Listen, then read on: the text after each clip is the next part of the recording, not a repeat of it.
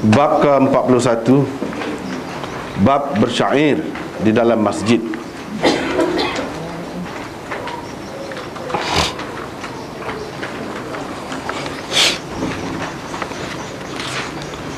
Imam Bukhari dengan sanadnya meriwayatkan daripada Abu Salamah bin Abdurrahman bin Auf bahawa sesungguhnya dia telah mendengar Hassan bin Thabit Al-Ansari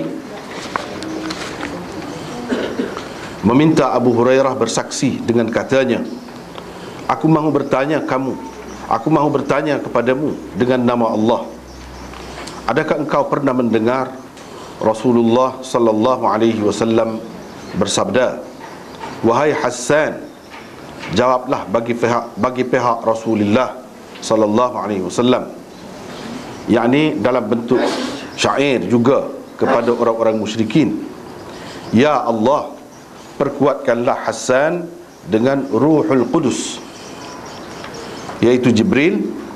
Abu Hurairah menjawab, iya.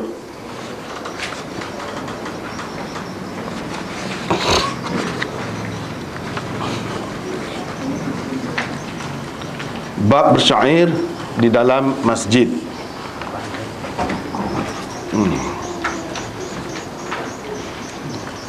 Jadi Imam Bukhari masih lagi duduk bincang tentang masjid. Cuma dalam risalah ni kita nampak dia bincang tentang, antaranya lah beberapa bab ni, dia bincang tentang benda yang kira-kiranya tidak molek lah dibuat dalam masjid, atau mungkin haram. Mungkin haram kalau dibuat dalam masjid. Misalnya sebelum pada ni dia buat tajuk mula-mula tu kan, tajuk ke-39, iaitu seseorang yang membawa anak panah hendaklah memegang, yakni menjaga mata anak panah itu apabila ia lalu di dalam masjid. Bila lalu dalam masjid kena pegang mata anak panah tu. Inilah cara yang mengharuskan masuk ke dalam masjid dengan bawa anak panah ataupun senjata seumpama itu, seperti yang kita sudah bincang dalam minggu lepas. Itulah yang mengharuskan. Kalau tidak, dia boleh jadi tidak harus lah, boleh jadi haram. Boleh jadi haram. Benda-benda yang tidak munasabah lah, tidak sesuai, bawa main-main dalam masjid, apalagi dalam keadaan tidak terkawal. Supaya juga hari ni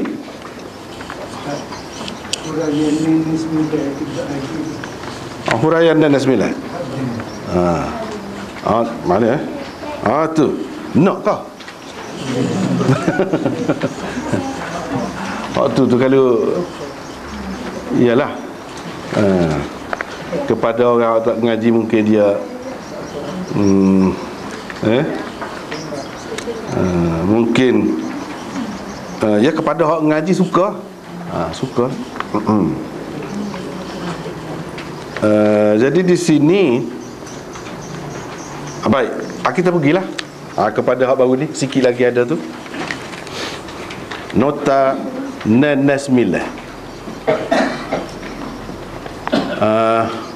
iaitu hadisnya, sesiapa yang lalu di mana-mana masjid atau pasar kita dengan membawa anak panah, dia hendaklah memegang mata anak panah itu agar tidak dilukainya seseorang Islam dengan tangannya. Kalau perhati dalam terjemahan tu, saya sudah buat dalam kurungan itu dengan sebab tangannya. Situ pun cukup dah. Kalau nak kiranya hak tu lah, nak bahas hak tu lah pun bawah ni pun cuma dia bahas mengikut kaedah. Jadi panjang. Sebenarnya maksud dah dalam tu, agar dia tidak dilukainya seseorang Islam dengan tangannya. Jadi kalau nak kira perkataan bikaffihi ba tu dengan makna dengan, sebab tu tak ada sebut.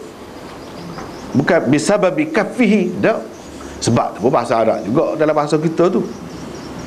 Dia tidak kata gitu, dia kata bikaffihi, dengan tangannya sahaja. Jadi adakah orang dia jadi luka dengan sebab tangan? Itu persoalan. Kalau tangan luka, luka? Tak luka. Kalau tangan, tapi zahirnya menampakkan begitulah. Jadi tak seribu bawa gitu, takut jadi orang dia jadi luka dengan sebab tak dengan tangan dia. Tapi kalau kita bubuh dengan sebab tangan, bukan tangan itu sendiri yang melukakan, tangan itu jadi sebab. Itu je benarnya. Tetapi apabila kita baca hadis, dia ulama-ulama ni dia teliti dari semua sudut, tengok, menepati kaedah. Dia tak lari, tidak kata bercanggah dengan kaedah, tidak. Baik, kita tengok dalam nota dia tu, Al-Aini berkata,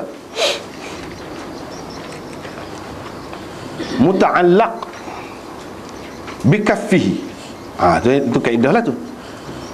Tempat pergantungan dari segi makna bahasa dia. Tak ada faham juga kalau royak gitu pun, bikaffihi, bukan la ya'qiru atau la ya'qir, tetapi falyakhud. Jadi muta'allaq dia tu falyakhud, bukan la ya'qir. Kalau muta'allaq dia tu la ya'qir, sepakat tadi lah, seseolahnya orang akan faham tangan tu sendiri melukakan. Tidak. Dengan tangan dia tu Nabi suruh pegang dengan tangan dia, bukan jangan sampai melukakan dengan tangan dia. Tangan dia tu tidak boleh melukakan, tupur tangan orang. Kerana tentu sekali yang dibimbangi akan melukai seseorang Islam ialah mata anak panah itu, bukan tangan pembawanya. Riwayat Al-Asili lebih jelas di sini. Kita nuskhah Bukhari ni, Firabri ni dia ada beberapa banyak nuskhah. Antaranya ialah nuskhah Al-Asili. Al-Asili ni antara nuskhah Bukhari yang paling sahih. Jelas di sini, lebih jelas di sini, ia tidak mengelirukan seperti riwayat ini. Kalau riwayat ni nampak macam tangan tu sendiri melukakan. Berikut ialah teksnya. Gini teks dia nya, hak dalam nuskhah Al-Asili.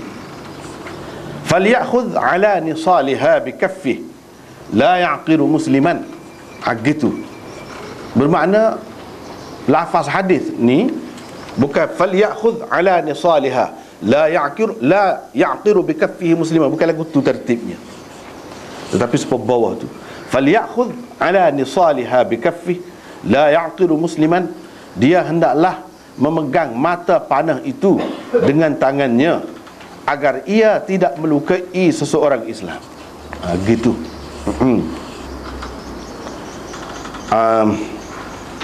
Tetapi saya sendiri berpendapat, kalau kita kata muta'allaq bikaffihi itu la ya'qiru sekalipun, bukan falyakhud, ia tetap tidak mengelirukan, tetap tidak keliru, boleh juga, dengan senang boleh terima. Kerana pada ketika itu ia bermaksud agar tidak dilukainya seseorang Islam dengan sebab tangannya. Seperti yang kita buat dalam kurungan itu, dalam terjemahan, dengan sebab tangannya. Kalau kita pupus sebab tersebut, dia tak ada keliru, tak ada keliru. Tetapi dengan syarat ba pada bikaffihi dipakai dengan makna ba sababiyah, ba dengan makna sebab, bukan ba isti'anah. Ba ba dengan makna menggunakan, bukan gitu. Kirmani berpendapat, tak apa dah. Jadi dia gini ceritanya. Ceritanya dalam bahasa Arab ni dia ada macam dengan itu orang panggil haraf jar. Haraf jar. Orang mengaji nahwu Arab dia tahulah haraf jar. Haraf jar ni dalam bahasa Arab dia terbagi kepada 3. Dia panggil jar asli, jar zaid, jar syabih biz zaid. Jar asli dia nak pada 3 kal. 3 kal. Dia nak dia mesti ada makna, ada amal dan ada muta'allaq. Ni yang kita sebut. Ini perkara yang ketiga. Dia ada muta'allaq, tempat pergantungannya. Dia mesti kalau jar asli. Lepas tu kalau jar zaid, dia hanya ada amal sahaja, makna tak ada, tempat bergantung muta'allaq pun tak ada. Dan yang ketiganya haraf jar syabih biz zaid. Haraf jar syabih biz zaid dia ada 2 perkara saja. amal dan makna. Muta'allaq tidak ada. Tempat bergantung tak ada. Bermakna kita bahas muta'allaq ni mestilah harajat tu harajat asli. Mestilah. Kalau tidak, hak dua lagi tu tak ada nak pada muta'allaq. Bila kita sebut muta'allaq ni, mana kita pakai hak ni dengan makna jar asli. Bila jar asli naklah kepada tempat ta'alluq tu. Hak tu jadi duduk geger ni, tempat ta'alluq dia tu la yaqiru ka falyakhudh. Situ. Jadi tempat ta'alluq tu dia ada pula lah kaedah dia nya. Benda lagu mana hak boleh jadi tempat ta'alluq tu? Dia ada pula kaedah dia nya. Tapi kita tak perlulah tu, tak perlu hak tu. Yang jelasnya hak ni di sini haraf jar asli. Haraf jar asli. Sama ada kita pakai dengan makna isti'anah ataupun dengan makna sababiyah. Misalnya kita kata katabtu bil qalam. Katabtu bil qalam. Saya tulis dengan pen. Ba di situ dengan juga. Tapi ba tu dengan makna dia? Dengan makna isti'anah. Ini dengan menggunakan pen. Bukan guna pensel ke? Tak, dengan mengguna. Di situ ba isti'anah. Jadi ba di dalam bahasa Arab ni banyak, 10 lebih pula makna dia. Sini gini, sini gini, sini gini. Nak menentukan tu dia kena orang mahir. Nak menentukan tu. Satunya harajat gap. Harajat tu harajat dah, tertunda. Cuma harajat gap. Kalau jar asli, makna dia hak 10 lebih tu, hak mana satu? Di sini kita pakai ba dengan makna ba sababiyah. Kalau ba sababiyah pun harajat asli juga. Dia ada tempat bergantung. Tapi tempat bergantung dia muta'allaq dianya falyakhudh ataupun la yaqiru. Kedua-duanya boleh, tak jadi masalah. Tapi ini dia persoalkan. Kalau kata la yaqiru, jadi sesoalannya tangan itu sendiri melukakan orang. Mana ada tangan yang melukakan orang? Yang melukakan orang mata anak panah tu. Tapi sebenarnya kalau kita kata luka tu dengan sebab siapa? Anak panah. Dengan sebab orang tu. Tidak pegang molek. Dengan sebab. Ada orang panggil ba sababiyah. Di sini kalau kita kata dilukai seseorang dengan tangannya, kalau kita pakai ba di situ dengan makna ba isti'anah, mana dia guna tangan dia tu untuk potong, untuk melukakan orang. Adakah masuk akal kita kata dengan tangan boleh luka? Tak masuk akal. Jadi ba di sini bukan dengan makna isti'anah. Tentu dah. Kalau ba isti'anah jadilah. Sebab kita potong dengan pisau. Potong daging dengan pisau. Jadi potong. Jadi guna pisau tu. Jadi ba isti'anah. Di sini bukan ba isti'anah. Sebab itu kita buat dalam kurungan sebab. Dengan sebab. Kalau luka dengan sebab terkena mata anak panah tu, sebab juga. Kalau jadi luka tu sebab cuai tangan dia, tak jaga, tak pegang ke, tak berapa dalam sarung, sebab juga. Dia ada makna begitu. Ada kalanya ba ni dia tak ada makna. Misalnya wa mallahu bighafilin amma ta'malun. Wa mallahu bighafilin amma ta'malun. Jadi bighafilin tu kita tak boleh terjemah. Tidaklah Allah dengan lalai. Dia tak ada makna. Allah tidak lalai, gitu saja. Ba tu ada saja. Makna tak ada. Tempat bergantung tak ada. Dia tak ada. Sebab apa? Sebab dia haraf jar zaid. Tu je bendanya, kaedahnya. Bila haraf jar zaid, dia ada sekara. Ini tidak 3-4 kara ada. 3 kara ada. Itu je bendanya sini. Tapi kalau silap kita kaitkan haraf jar tu dengan mana-mana, jadi silap makna lah. Boleh jadi keliru. Sebab tu ya dia kata dia kena muta'allaq dia falyakhudh, bukan la yaqiru. Kalau la yaqiru di situ bermakna tangan itu sendiri melukakan. Gitu. Tak apalah. Itu seorang pensyarah Bukhari. Kirmani berpendapat. Ini syarah Bukhari dulu lagi. Boleh jadi juga bikaffihi itu tidak dipakai dengan arti dengan tangannya. Dia kata tetapi dengan arti dengan sebab dia menahan dirinya daripada memegang atau menjaga mata anak panah itu. Dia buat ikut tu. Jangan sampai mata anak panah tu melukai mana-mana orang Islam dengan sebab dia tidak menjaga, dengan sebab dia tidak memegang mata anak panah itu. Dengan sebab kau tu dia bagi. Tapi serupalah kita kata tadi. Jadi beliau mentakdirkannya begini: la yajrahu bisababi tarkihi akhdhan nisal musliman. Bermaksud agar dia tidak melukai seseorang Islam dengan sebab dia tidak memegang, dengan sebab dia tidak memegang mata anak panah itu. Sebab itu Nabi suruh pegang tu. Biar apapun andaian yang dibuat, yang lebih kuat ialah yang dikemukakan oleh Hafiz Al-Aini tadi. Ia selain disokong oleh disokong riwayat Al-Asili, disokong juga oleh dua riwayat Muslim ini. Jadi kadang-kadang kita nak tengok dari segi nahwu boleh, sini boleh, sini boleh, tak apa. Hak mana lebih kuat? Hak mana lebih kuat? Nak tahu tu kena tengok hadis lain pula. Kena tengok hadis lain pula. Misalnya dalam masalah ni, hak lebih kuatnya seperti hak Aini kata tu, iaitu melalui saluran riwayat Abi Usamah. Imam Muslim meriwayatkan begini: fal yumsik ala nisaliha bi kaffih an yusiba ahadan minal muslimin minha bi syai'. Gitu. Bermaksud dia hendaklah memegang mata anak panah itu dengan tangannya. Pegang mata anak panah itu dengan tangannya. Takut-takut mana-mana bahagian anak panah itu mengenai seseorang Islam. Jelas. Jelas waktu. Di sini tak ada keliru tangan itu melukakan ke apa, tak ada. Ia akan melukakan mata anak panah itulah kalau tak pegangnya. Yang kedua, melalui saluran riwayat Thabit daripada Abi Burdah pula, Imam Muslim meriwayatkan begini: falyakhudh binisaliha thumma liyakhudh binisaliha thumma liyakhudh binisaliha. Bermaksud dia hendaklah memegang mata anak panahnya. Jadi hak ni semua ni ekor kepada hadis tadi lah. Hadis hak kita baca baru ni, hujung dia tu. Jadi hujung dia gini hak dalam Muslim tu.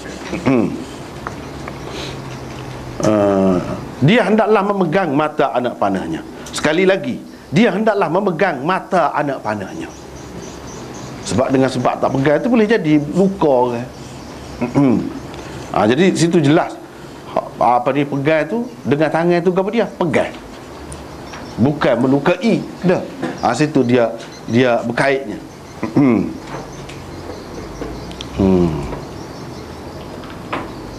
Dia berkait-kait ni ialah bahasa kita pun ada, cuma kita gapo dia panggil bahasa kita, nahwu kita tak tahu dah.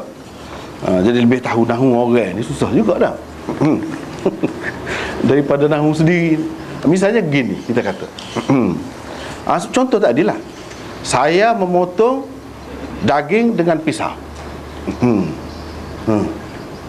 Jadi dengan pisau tu dia ada tempat bergantung orang. Kalau kita kata dengan pisau saja, saya dengan pisau, anggap dia tak tahu, orang tak faham.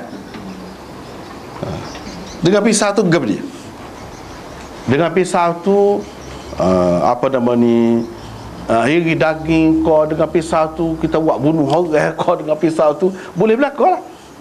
Buat buka jahitan kau misalnya, kita kata dengan pisau tu, tergantung, tak faham.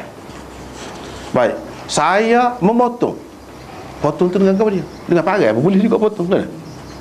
Dengan macam-macam lagi lah, pedang boleh juga. Tak jelas. Jadi bila kata dengan pisau tu, dia berkait dengan saya memotong tu. Memotong tu dengan apa?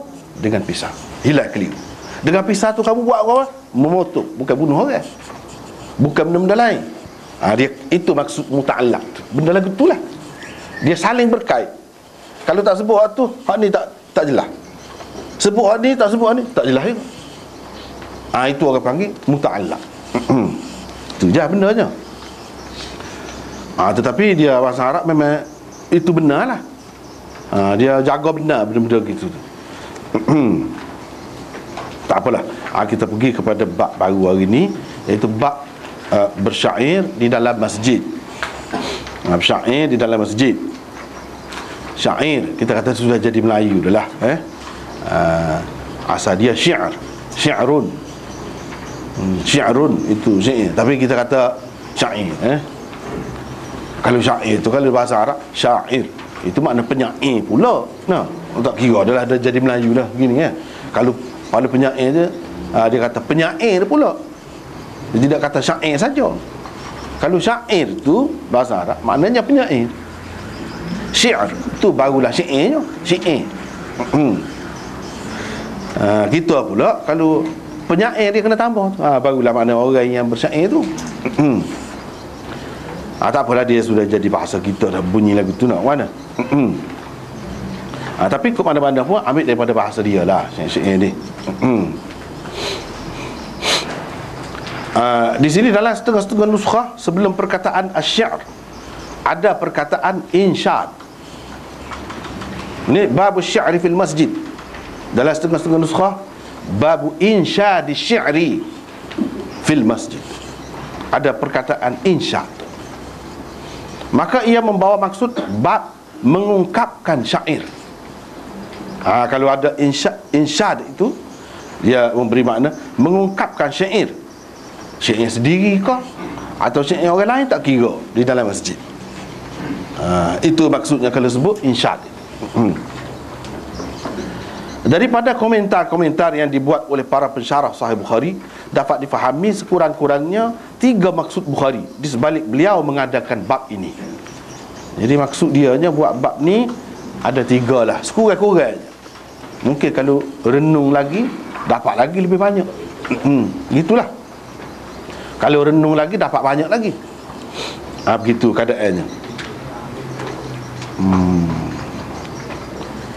Jadi yang pertamanya mengisyaratkan kepada khilaf ulama tentang hukum bersyair atau mengungkapkan syair di dalam masjid.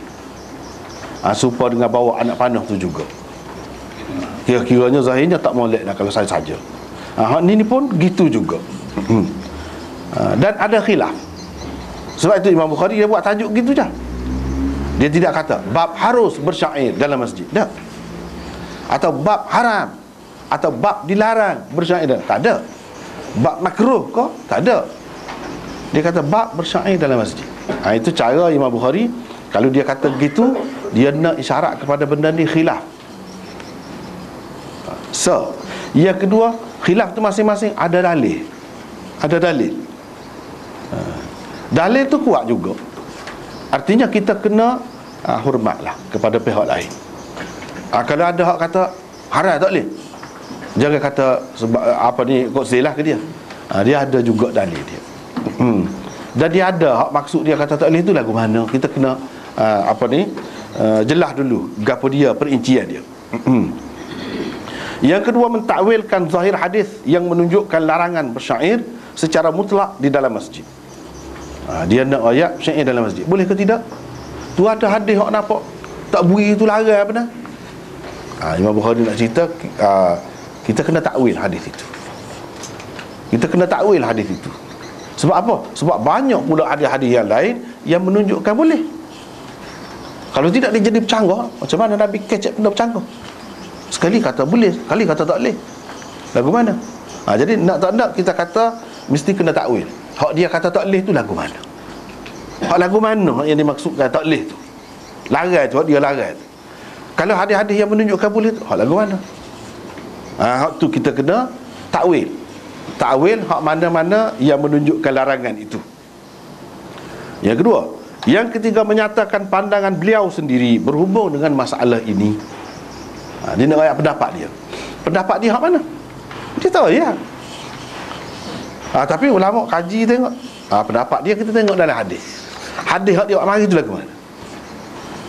Kan Hasan duduk bersyair dalam masjid. Itulah Hasan duduk bersyair dalam masjid. Apa tak boleh lagu mana? Boleh lah. Tapi hak Hasan bersyair tu syair lagu mana? Syair mengarut ke? Tak. Nabi kata, Nabi suruh dia. Kamu jawab bagi pihak Rasulullah. Bahkan Nabi doa lagi untuk dia. Kata Jibril sokong dia. Dan doa lagi. Dalam riwayat yang lain disebut doa Nabi untuk dia. tentulah benda ni benda molek. Boleh tu sekarang benda molek, ada kalanya molek. Jika untuk membela Islam, membela agama, hak tu. Tapi kalau saya hak mengaru, hak tu lah hak tak boleh. Kalau sampai ke peringkat haram pun hak tu. Tapi kalau hak molek, hak molek tidak bercanggah dengan Islam, hak tu boleh. Dalam masjid pun boleh, tidak kata mencemarkan kesucian masjid. Dak. Jadi pendapat dia hak tu. Pendapat dia, kamu tengok hadis di bawah tajuk ni. Tajuk tu dia nak cerita khilaf. Tapi dia sokong hak mana dalam banyak-banyak? Dia sokong hak boleh. Tahu mana hadis dia? Begitu cara Bukhari ni memang halus sangat, seni sangat orangnya.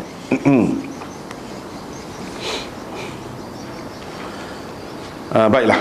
Sememangnya terdapat perbezaan pendapat ulama tentang hukum syair atau mengungkapkan syair dalam masjid. Segolongan ulama berpendapat bersyair atau mengungkapkan syair dalam masjid itu paling tidak hukumnya adalah makruh. Paling tidak sekurang-kurangnya makruh. Tak ada lah kemolek ni. Setengah-setengah ulama kata gitulah. Sekurang-kurangnya makruh. Dia kata antara tokoh yang berpendapat demikian ialah Masruq, Ibrahim An-Nakhai, Salim bin Abdullah, Hasan Al-Basri dan Amr bin Shu'aib. Itu antara tokoh-tokohnya. Masruq tu alim besar, anak murid kepada Aisyah, salah seorang anak murid utama Sayyidatina Aisyah. Namanya Masruq. Boleh nama tu, pasal sampai kecil dia kena colet. Masruq tu maknanya budak kena curi, orang kena curi dipanggil. Kena curi, kau orang colek, kau orang buat lari lah. Lepas tu jumpa pula lah. Itu cerita dia je. Dia ni asalnya keturunan dia bukan Islam lah, keturunan dia, tapi akhirnya jadi hebat, jadi tempat rujukan orang-orang Arab sekalipun. Tempat rujukan dia. Masruq Ibrahim An-Nakhai, ni pun orang hebat. Salim bin Abdullah itu anak kepada Abdullah bin Umar lah, cucu Sayyidina Umar. Hasan Basri itu kita maklum dah. Amr bin Shu'aib iaitu cucu cicit kepada Abdullah bin Amr bin Al-As. Kalau dalam hadis kata an Amr bin Shu'aib an abihi an jaddih, dia ni dia ni lah yang mewarisi kitab Abdullah bin Amr bin Al-As. Dia tulis, catik hadis-hadis Nabi itu jadi satu sahifah besar, dikenali dengan As-Sahifatus Sadiqah. Jadi hak ni turun-temurun dia ni yang mewarisi. Dan dia meriwayatkan hadis banyak daripada kitab tu. Kitab yang ditulis semasa Nabi lagi. Itu antara yang kata sekurang-kurangnya makruh. Bukan harus saja dak. Kalau harus pun harus dengan makruh lah. Kalau tidak boleh bawa haram, boleh sampai ke peringkat haram. Ini pendapat mereka ni. Tetapi kebanyakan ulama berpendapat harus jika ia tidak mengandungi unsur-unsur fitnah, lucah, pengampuan, kekarutan atau unsur-unsur lain yang melalaikan. Kalau tak ada lagu tu harus. Selain Bukhari, Sya'bi, Muhammad bin Sirin, Sa'id bin Musayyab, Al-Qasim, Al-Thawri, Al-Auza'i, Abu Hanifah, Malik, Syafi'i, Ahmad, Abu Yusuf, Muhammad bin Hasan, Ishaq, Abu Thawr dan Abu Ubaid juga berpendapat demikian. Ni orang sebut-sebut ni orang-orang mujtahid saja. Mujtahid saja. Jadi kalau kita tengok ni kan, ngaji hak ni luah fikiran, bahasa luah. Tidak kata agama Islam ni pak mazhab, pak imam tu je. Dak. Bahkan kalau dalam kitab besar-besar tu Syafi'i, Ahmad, Malik, kadang-kadang dia sebut ke dia. Sebut ke dia. Ramah lagi hak lain-lain, hak dulu lagi. Tu biar kita tahu ramah tokoh-tokoh kita, tempat rujuk kita. Jika syair yang diungkapkan itu mengandungi iktibar, pengajaran, ilmu, puji-pujian terhadap Allah dan Rasulnya, atau unsur-unsur yang membela dan mempertahankan agama, ia bukan sahaja harus, malah dianggap elok kerana menepati sunnah Nabi SAW. Kalau ada unsur-unsur tu bukan sekadar harus saja, bahkan elok, mustahab, molek dalam masjid sebab kerja molek. Buktinya Nabi SAW sendiri, Nabi SAW sendiri ajak Hasan mari syair dalam masjid. Bahkan dalam riwayat yang lain seperti kita akan tengok nanti, Nabi SAW suruh orang letak membar suku untuk dia bersyair. Membar suku dah untuk dia bersyair. Kebetulan 2-3 malam lepas, malam Khamis baru ni, syair Hasan di dalam Muslim tu. Contoh syair Hasan dalam Muslim tu. Dalam Muslim pun ada juga. Bahkan dia mari contoh dia banyak lah, memang molek lah syair dia. Dan Nabi SAW sebelum tu panggil orang ni tak puas hati, walaupun Nabi tidak bersyair tapi dia boleh menilai. Ni tak puas hati, tak boleh, tak kemah lagi. Panggil lagi orang lain, tak puas hati. Bila mari Hasan, baru ya, ni sahabat-sahabat lain-lain pun puas hati berlaku. Tak apalah.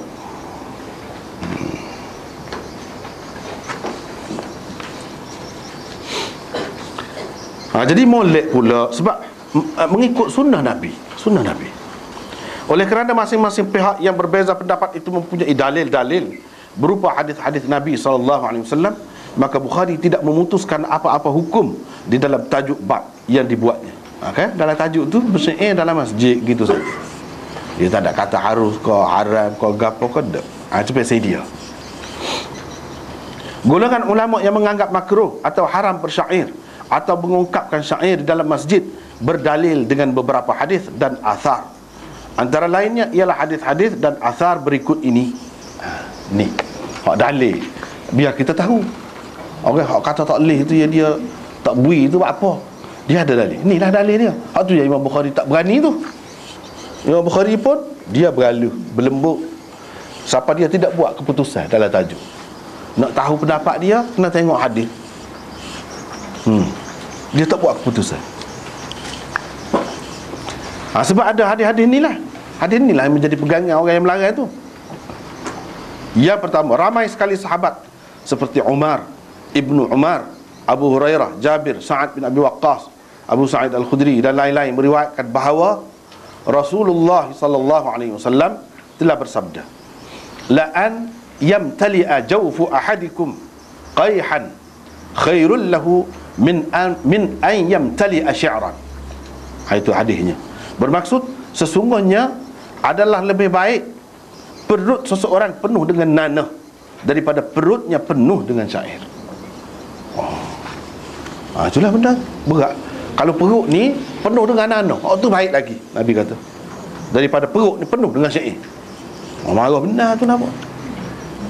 Artinya syair-syair ni benda musuh lah, benda yang bahaya. Makan daging, jadi punah, jadi macam-macam lah kita kata, bisu kau jadi gapo kau, tu makan daging. Lebih baik lagi, dia kata. Tapi kalau kita tengok banyak tempat tu dia benarkan pula. Sebab itulah orang yang tidak faham dia kata apa sekali bui, sekali marah. Bukan marah sebab ginilah bapa ayah yang cerdik, dia tidak marah sebab mau tak tu kala marah tu tak kena tepat dia. Kalau tepat dia masa main gila. Kalau main tu benda hak tak apa. Gitu. Tidak siapa ganggu ngaji misalnya. Kalau main itu benda tidak bahaya kepada diri sendiri misalnya, dia akan bagi. Itu ayah yang bijaksana. Hak larang kena pada tempat dia. Hak benar pun kena pada tempat dia. Gitulah Nabi pun. Bukan kata dia lain tempat.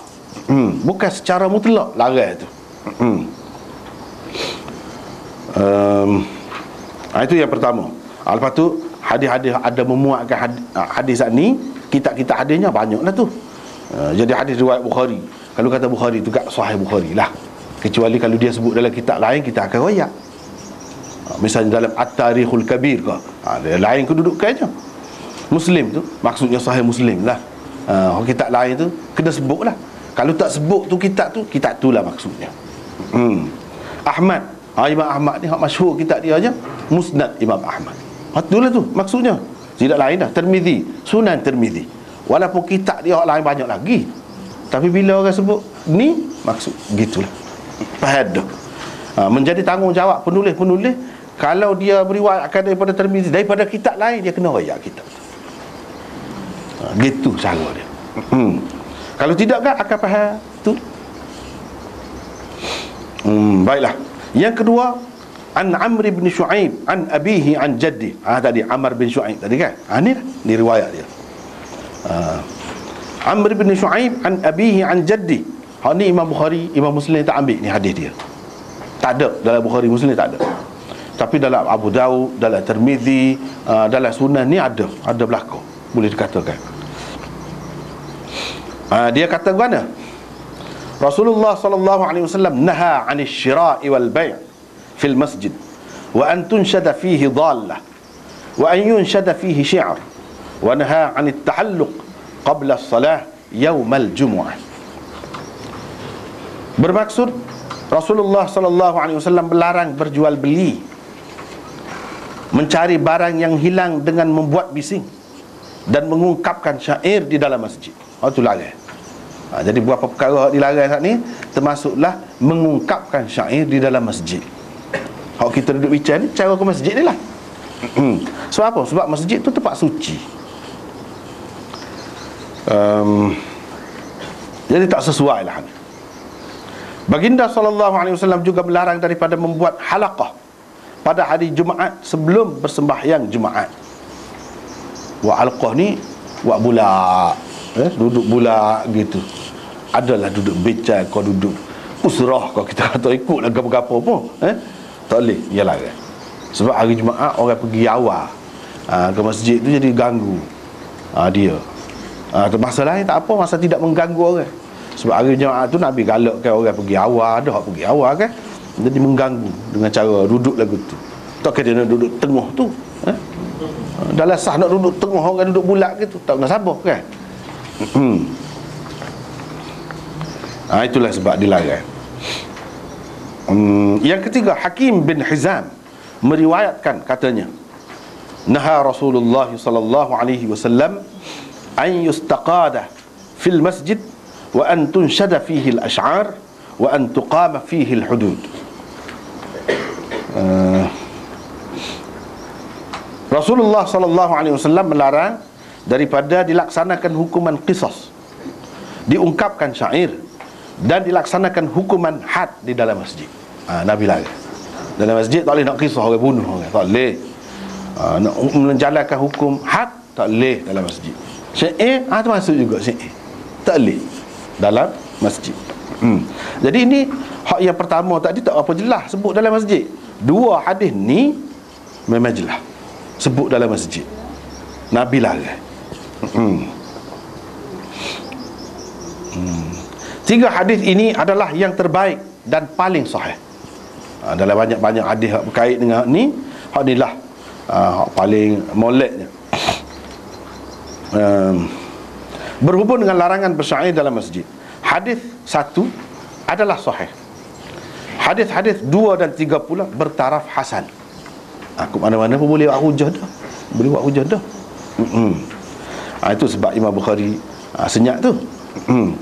Walaupun sesetengah pihak selalu juga mengemukakan beberapa hadis yang lain, tetapi macam hadis Amr bin Shu'aib an abihi an jaddi ni, ada juga setengah-setengah ulama tu dia kata sahih hadis dia. Sahih. Kita letak tadi hak kebanyakan kata hasan. Kalau hadis dia tu hasan. Tapi ada juga ulama yang mengatakan hadis dia tu kalau sebut lagu tu an Amr bin Shu'aib an abihi an jaddi itu sahih.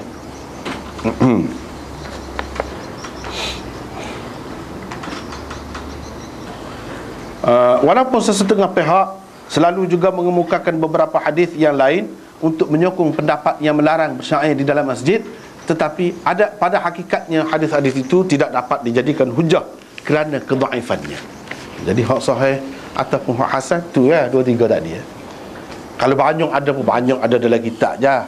Kalau perhati sanad dia hak tulah je. Hak tulah je. Saluran sama. Kalau ada lagi hak lain-lain, ada juga orang sebut ni lagi nak suruh banyak tu kan. Kadang-kadang orang nak suruh banyak tu, nak suruh orang kenaling, pihak lawan kenaling, kena dia sebut banyak. Padahalnya lain-lain itu tak kemar. Misalnya yang pertama, Abul Qasim Al-Baghawi di dalam Mu'jamnya meriwayatkan daripada Uthman bin Abi Shaybah, daripada Jarir, daripada Muhammad bin Ishaq, daripada Ya'qub bin Utbah dan seterusnya tu kan. Kata ayahnya Hisham, kita baca terjemahan lalu lah. Bermaksud pernah Ibnul Humamah, yang seorang penyair, datang atau pergi menemui Nabi SAW ketika baginda berada di masjid. Pernah cerita. Dia berkata, saya hendak menyatakan puji-pujian kepada Tuhanku dan hendak menyatakan sanjungan terhadapmu. Kata penyair, dia pergi kata ke Nabi, dia nak puji Tuhan dan dia nak sanjung Nabi. Nabi SAW bersabda, nanti dulu. Nanti dulu. Setelah bangun dan membawanya keluar dari masjid, barulah Rasulullah SAW berkata, sekarang bolehlah engkau ungkapkan syair untuk memuji Tuhanmu. Adapun sanjungan terhadapku, itu tak payahlah, kata dia. Tak payahlah. Nak puji-puji saya tak payahlah. Nabi kata. Setelah dia, yakni Ibnul Humamah, selesai mengungkapkan syairnya, Rasulullah SAW memanggil Bilal. Lalu baginda menyuruh Bilal memberikan sesuatu kepadanya. Kemudian Rasulullah SAW datang kepada orang ramai. Baginda SAW meletakkan tangannya di dinding masjid, lalu menyapu muka dan kedua lengannya, kemudian masuk, yakni ke dalam masjid semula. Masuk dalam masjid semula. Mana dia tayamum dinding masjid, lepas tu dia masuk. Hadis ini jelas menunjukkan Nabi SAW tidak suka orang bersyair dalam masjid. Pasal apa nak syair? Nak puji tu, nak puji dia, salah ke?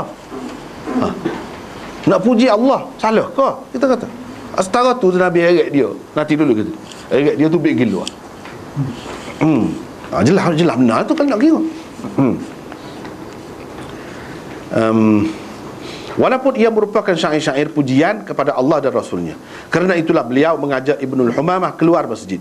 Hadis ini selain mursal, kerana Hisham bukan sahabat Nabi SAW. Itulah mursal. Bila kata mursal tu kan dhaif lah, putus itu tu, putus. Dia bukan sahabat Nabi, macam mana dia boleh cerita? Dia kena royak lah, sahabat mana royak ke dia? Ibnul Humamah sendiri kau ataupun orang lain dia kena royak. Itu putus situ, orang panggil mursal. Mursal ni putus alik atas. Kalau putus alik bawah, lagu lain. Putus dua mata rantai itu lagu lain pula. Dia ada istilah-istilah dia. Hak tu kena mengaji usul hadis lah. Kena mengaji usul hadis. Hadis ini selain mursal, isnadnya juga dhaif, kerana ada di dalamnya perawi-perawi yang dipertikaikan seperti Jarir dan Ibnu Ishaq. Itu ada perawi itu pula. Jarir itu Jarir bin Abdul Hamid. Ini perawi dhaif. Ibnu Ishaq pun dhaif juga. Kalau ada orang kata dia tu tidak dhaif, hak lagi tu masalah, hak lagi tak selesai juga. Hak mursal saja tu pun tak selesai dah. Gitu. Yang kedua, Abdul Razak di dalam musannafnya meriwayatkan daripada Ibrahim bin Muhammad, daripada Ibn al-Munkadir, daripada Asid bin Abdul Rahman, katanya, kita baca terjemahan. Bermaksud sesungguhnya ada seorang penyair datang kepada Nabi SAW ketika baginda berada di masjid. Penyair itu berkata, saya memohon kepadamu wahai Rasulullah, yakni untuk memuji Allah dan Rasulnya dalam bentuk syair. Rasulullah SAW menjawab, tidak boleh. Penyair itu berkata, saya minta jugalah, nak itu juga. Maka Rasulullah SAW membenarkan kepadanya dengan berkata, tetapi kamu keluarlah dari masjid. Kamu keluarlah dari masjid. Penyair itu pun keluarlah dari masjid. Kata perawi, selepas itu Rasulullah SAW memberikan kepadanya kain sambil baginda bersabda, ini ialah ganjaran kepada pujianmu terhadap Tuhanmu. Hadis ini mungkin merupakan versi kedua bagi hadis satu sebelum ini. Serupa tu, hak tulah tu. Sebenarnya cuma tak dia bagi sesuatu. Ini dia bagi kain.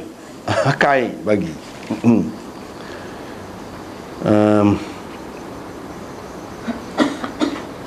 ia juga dhaif walaupun sanadnya berbeza daripada sanad hadis itu. Sanad dia lain. Sanad dia lain. Tidak serupa dengan hadis tadi. Walaupun isi dia tu lebih kurang dekat sama.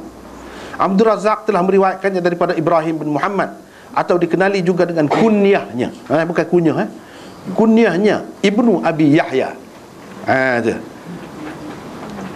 Jadi Ibrahim bin Muhammad gitu saja. Kita tak tahu. Orang kadang-kadang dia macam-macam cerita orang ni. Dia sebut nama saja. Tak tahu. Kalau sebut kunyah dia, ahli hadis tahu. Ahli hadis tahu. Iaitu Ibnu Abi Yahya, itu kunyahnya. Salah seorang guru Syafi'i. Dia seorang yang terkenal sebagai perawi dhaif. Tok guru Imam Syafi'i, tapi perawi dhaif. Tidak semesti kalau Imam Syafi'i riwayat daripada orang tu, maknanya dia terima, dia iktiraf lah orang tu, mesti orang kuat. Tidak gitu. Tak kira gitu. Siapa pun, tidak semesti Syafi'i saja, orang lain pun lagu tu juga. Jadi hak ni kebetulan Syafi'i. Jadi hak kata apa-apa Imam Syafi'i ambil daripada dia. Tak ambil hak kemah. Ambil daripada hak kemah. Tok guru dia hak kemahnya. Hak dia buat rujukan semua. Guru utama dia Imam Malik, Imam Syafi'i ni. Hak lain-lain tu guru dalam menerima hadis. Sebab tu kita tengok kadang-kadang pening kepala tengok. Dia kata dia tok guru dia 3,000 orang. Pasal mana yang ngaji kita kata. Kenapa? 3,000 orang ni kata 5,000 orang. Itu kita kena faham. Orang dulu bila dia kata tok guru tu, maksudnya dia ambil sehadis daripada orang tu tok guru tu. Share lah tu. Apalagi kalau banyak. Kalau itu maksud dia guru tu. Dan guru itu dari segi menerima hadis, tidak semesti dia iktiraf orang tu. Orang tu misalnya dikatakan hadis ni ada dengan dia, tak ada lain. Zaman tu zaman kitab hadis ni tak berapa ada lagi sepuluh zaman lain ni. Jadi ulama-ulama ni dia kerja dia lagu mana? Bila ada, dia ada dengar-dengar, ada jauh-jauh cerita ni hadis ni, tapi ada orang kata ada satu orang yang beriwayat, dia akan pergi dia kecuali kalau orang tu teruk benar, mungkin dia tak serius juga. Kalau lebih kurang dhaif begitu gini, ingatan dia tak berapa kuat, misalnya jenis pelupa ke, orang tu tua sangat dah, kecek betul apa butir misalnya kita kata, dia ambil lagi tu banyak maksud dia. Sekurang-kurangnya kalau dah ada hadis hak kuat, benda sama, cerita sama, ada dah hak kuat, hak ni boleh jadi syawahid, orang panggil, boleh jadi penyokong saja, bukan nak buat sebagai asas dah, sokongan. Boleh jadi ia boleh dikira sebagai mutabi', adalah istilah hadis tu, boleh. Dia nak dengan maksud tu saja. Ada kalanya untuk iktibar, dia ambil tu untuk iktibar. Iktibar ni apa dia? Dia nak ayat kita, misalnya Imam Tirmizi kau imam lain dalam kitab hadis dia mari benda lagu ni, cuba perhati. Seseolahnya dia kata kita perhati. Kalau benda lagu ni kalau ada pun daripada perawi lagu mana? Perawi lagu ni. Kalau ada kalau ada pun perawi lagu ni. Orang ni perawi-perawi ni siapa dia? Mungkin dah tahu. Itu orang panggil untuk iktibar. Bukan iktibar ni ambil pengajaran dah, ambil nasihat itu lain. Ini istilah ilmu hadis ni, iktibar dia panggil lagu tu. Kalau kita iktibar hak ni akhlak ni, iktibar ambil iktibar daripada cerita tu, tu lain. Ni iktibar istilah ilmu hadis ni, dia lain. Walaupun lafaz tu dia guna dari segi bahasa gini nampak comel, dari segi hadis tidak. Hak ni istilah. Misalnya ada perawi ni saduq, bukan sadiq. Saduq sangat benar lah kira-kiranya. Sebab apa ni, sirah tu lafaz tu mubalaghah. Sadiq makna benar dah, saduq sangat benar. Jadi kira-kiranya molek benar lah kira. Dah. Dari segi ilmu hadis tak kira gitu. Kalau kata saduq tu bukan tinggi sangat orangnya. Setara dengan dhaif dah tu. Setara dah tu, dekat benar dah, bawah pada dia dhaif dah. Jadi kita tak boleh pakai mengikut zahir dia. Tengok muka kamu, saduq sangat benar, jadi molek lah ni, perawi molek lah ni. Tak boleh. Dia kena ngaji suku hak tu. Sebab tu benda ni kalau bab ilmu gapo pun, ilmu gapo pun, dia bukan ahli bahasa tu reti semua. Tak. Misalnya Ustaz ni, kalau kita ambil orang Arab biasa, hok tak ngaji, tapi dia reti bahasa Arab, kacak dan hari bahasa dia. Tak. Dia akan faham seperti tadi, mengikut lurah. Dia bukan mengikut istilah, dia tak faham istilah. Jadi kalau kita duk pakar buah dia, rusak kita. Beginilah kalau nak dengar qiraat, baca Quran sedap, boleh dengar Syekh Basri. Tapi kalau nak tanya hadis, dia tak boleh dia. Bukan ahli dia. Walaupun dia kecek dan hari bahasa Arab, walaupun dia orang Arab, walaupun dia bisa dalam bab mengaji Quran tu. Misalnya satu contoh, supaya juga kalau perubatan misalnya, orang putih, buku orang putih, dia boleh baca, dia boleh faham boleh? Tak boleh. Kita boleh harap ke dia? Tak boleh. Begitu juga dalam bab ilmu-ilmu yang lain, tak boleh. Walaupun dalam bahasa Inggeris dah, dia tak akan faham. Kalau kita suruh ke dia, tak lah lain tu. Dia tak lah lain. Ilmu mana pun begitu sebenarnya. Jadi hak ni yang kata guru Imam Syafi'i ada dhaif. Hak lagu tadi dia terima lagi hak lagu ni untuk iktibar ke, sebagai syawahid ke, sebagai gapo. Gitu. Dah boleh jadi dia ambil dua hadis pun orang panggil guru dah. Hak tu yang jadi ramai tu guru tu. Zaman gitu. Kita learn ni tak perlu dah pergi jumpa orang kata pergi jumpa orang, mungkin dalam kitab tu ada berlakon tu. Ada dalam kitab tu ada berlakon tu. Nak riwayat siapa? Nak riwayat siapa? Ada tu dalam kitab. Tak perlu pergi mana-mana dah, duduk rumah. Zaman itu nak tahu yalah kau dia tu ayat. Kau orang duk kecek saja je. Dia pergi sendiri. Oh sungguh ada. Tak apa. Dia pun catik. Orang ni kau ya. Orang ni ambil daripada orang ni. Lepas tu orang lain pula menilai pula. Bahagian menapis tu orang lain pula. Bahagian menapis semok tu.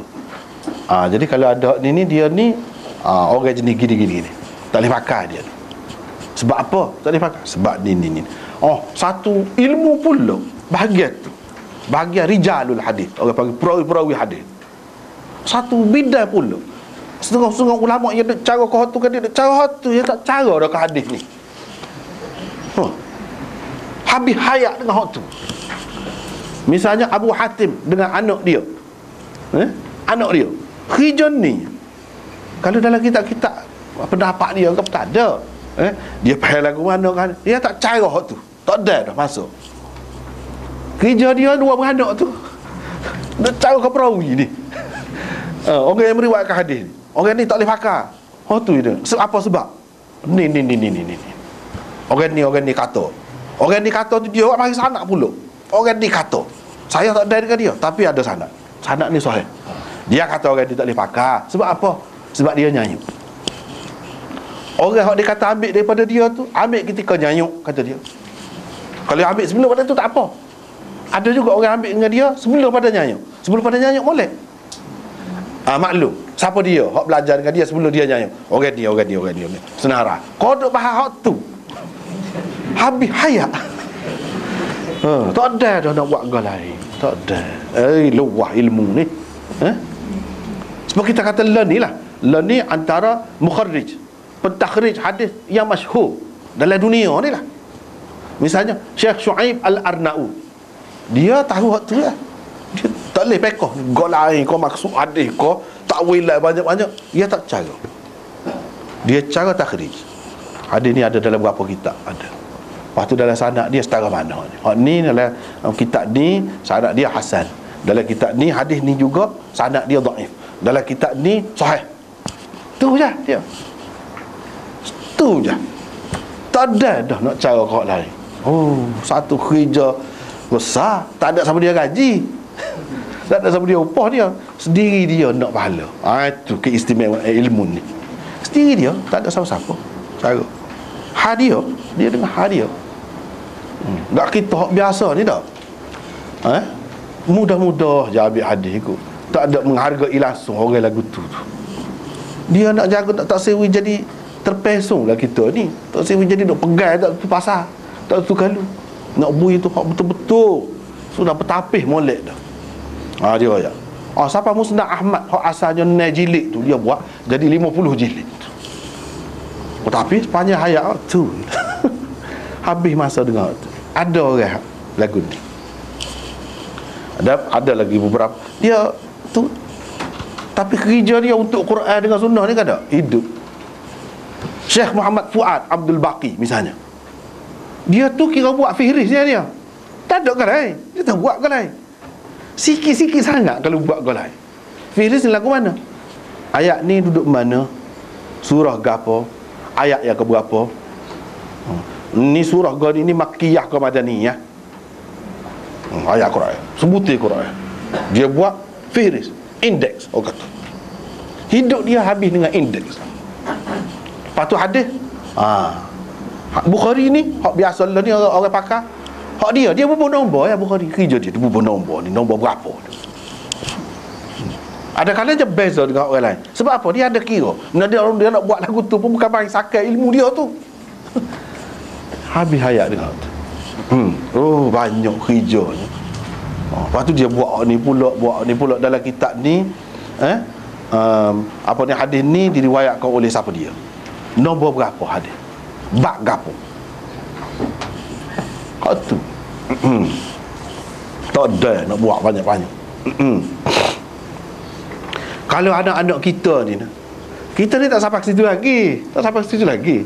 Kalau anak-anak kita, anak-anak buah kita ni seorang ada lagu tu, dunia akan perhati, dunia akan sanjung seorang, dan nama dia akan harum sampai bila-bila. Walaupun apa saja buat. Sebab apa? Nak boleh buat lagu tu bukan senang. Sebab tu dia suhu misalnya. Orang dia akui. Banyak orang hak takhrij hadis ni. Misalnya takhrij hadis Musnad Abi Ya'la. Hak ada dengan saya, benda kita tengok dah. Mukharrij dia tu Husain Salim Asad. Tu tak lagi.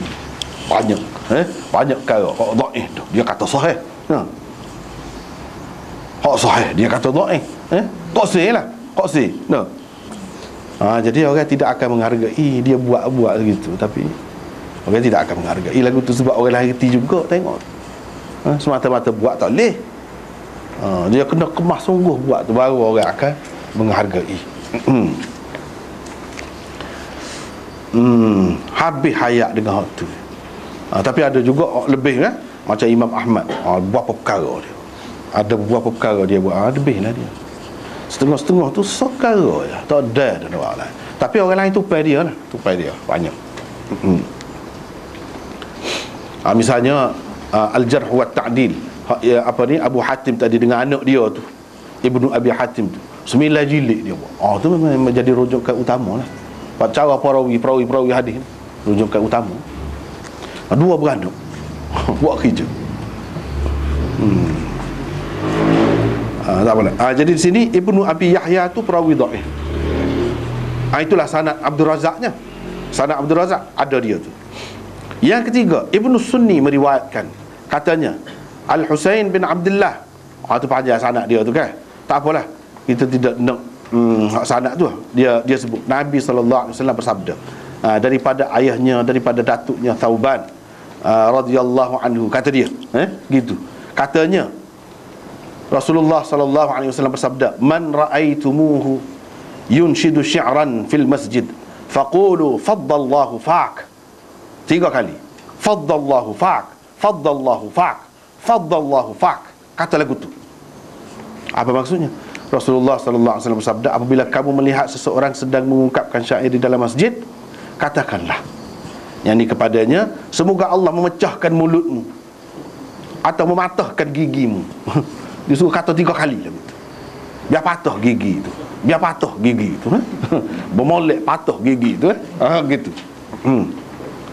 3 kali. Hadis riwayat Ibnu Sunni di dalam Amalul Yaumi wal Lailah, At-Tabarani di dalam Al-Mu'jamul Kabirnya, dan lain-lain lagi. Hadis ini sangat dhaif. Sangat dhaif. Kerana di dalam sanadnya terdapat perawi-perawi dhaif dan majhul. Jadi setengah orang kak Ibnu Sunni kata, orang bukan Sunni kat kita dah, pakai Ibnu Sunni lah. Tak boleh kira gitu. Lepas tu Ibnu Sunni molek dibuat zikir harian Nabi ni, amalul yaumi wal lailah, rujukkan untuk amalan hari dan siang, hari dan malam dan siang. Moleklah kita rujuk. Banyak termasuklah dalam tu sapu muka tu. Lepas maya tu ada dalam tu. Memang ada. Imam Nawawi rujuk dia lagi. Tapi kedudukannya setara mana? Tu benda. Ada tu ada. Ni ada. Ni ada. Tetapi mana? Majhul. Antara perawi utamanya ialah Abbad bin Kathir. Dia adalah seorang perawi dhaif dan matruk. Matruk ni maknanya ditinggalkan, tidak diterima riwayatnya oleh tokoh-tokoh hadis. Di dalam kitab Rawdatul Muhaddithin tersebut komentar Hafiz Ibn Hajar terhadap Thauban. Tadi kan Thauban RA kita tulis. RA itu berdasarkan hak dalam itulah radhiyallahu anhu. Padahal dek pun dek pun. Hafiz Ibn Hajar kata yang dikata tentang Thauban yang yang dikatakan telah mendengar Rasulullah sallallahu alaihi wasallam bersabda begitu. Kata beliau, Thauban yang tersebut di dalam sanad ini bukan sahabat yang terkenal sebagai maula Rasulullah sallallahu alaihi wasallam itu. Tapi keliru tu, siapa kau ingat radhiyallahu anhu tu kan? Lepas tu Thauban dia ada sahabat Nabi bekas hamba dia, Nabi bebaskan dia tu. Orang duduk ingatkan Thauban tu. Tengok cara dia tu. Itulah.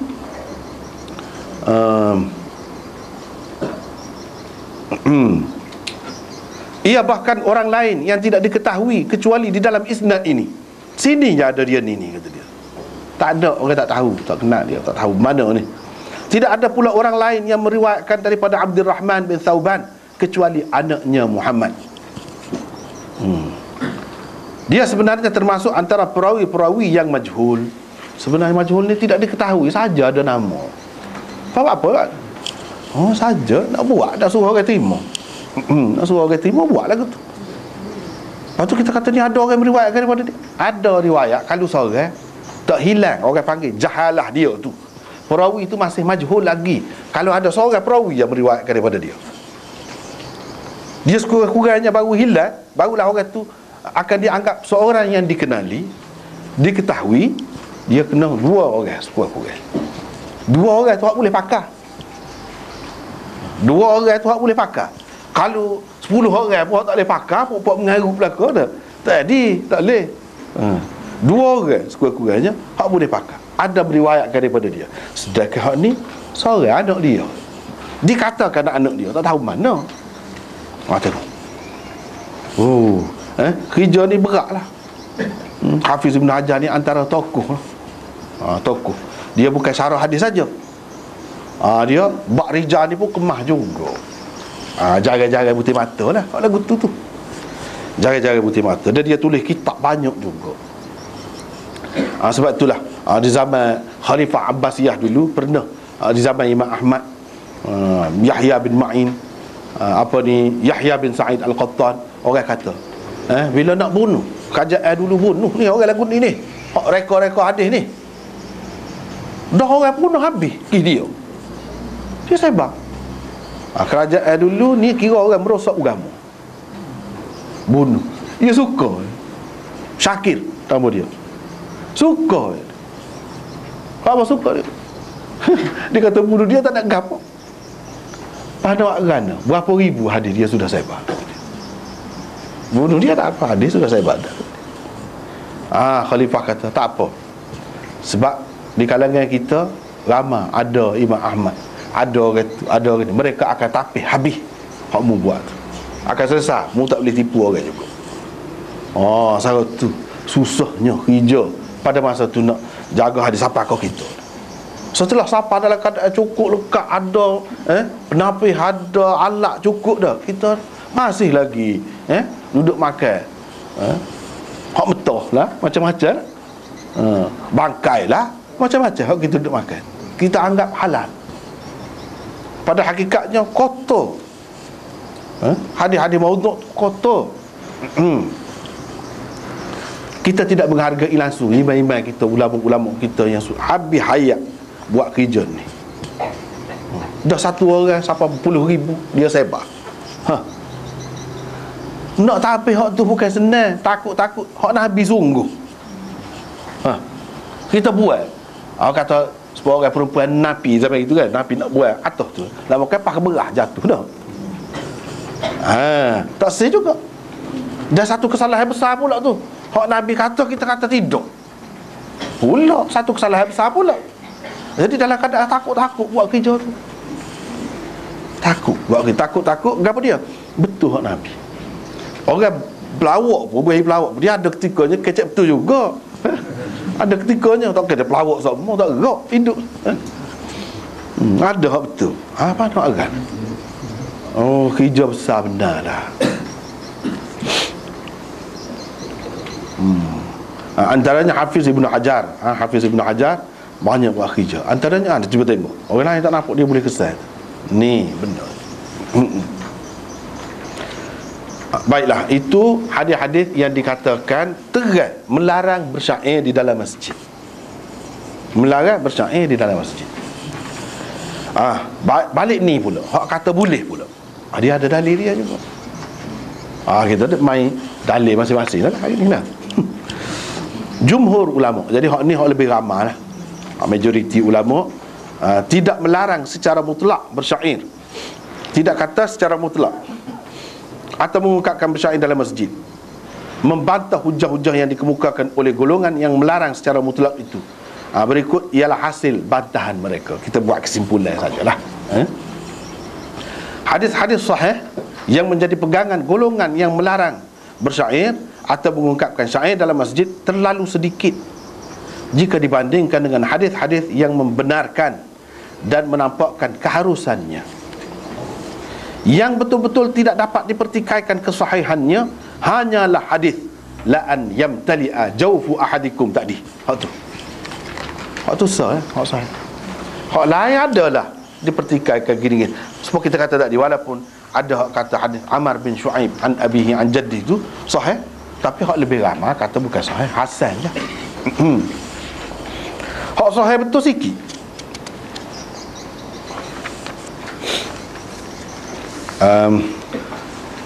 Tetapi hadis ini tidak jelas maksudnya. Hadis ini tak jelas pula maksud. Ya sahih, memang sahih lah. Tapi maksud dia tu gapo pula? Kena jelas hak tu dulu. Jangan duk kira pokok umum gitu, tak boleh. Kena jelas. Ia termasuk dalam hadis yang masih menerima takwilan. Hadis yang menerima takwilan, yang boleh ditakwil. Sebab tidak jelas. Lepas ni takwilan dia yang dikemukakan oleh ulama hadis. Satu, situ, ia khusus dengan orang yang betul-betul leka dengan syair sehingga terlupa kepada Allah, terlupa juga kepada Al-Quran, hadis dan pedoman-pedoman syariat Islam yang lain. Tak cara syair saja. Hidup dia syair saja. Dalam perut dia, dalam kepala dia tu ingat syair saja. Ayat Quran pun tak ingat. Hak lagu tu. Lepas tu bila nak syair tu tak fikir pula benda ni canggah ke tidak. Tak fikir.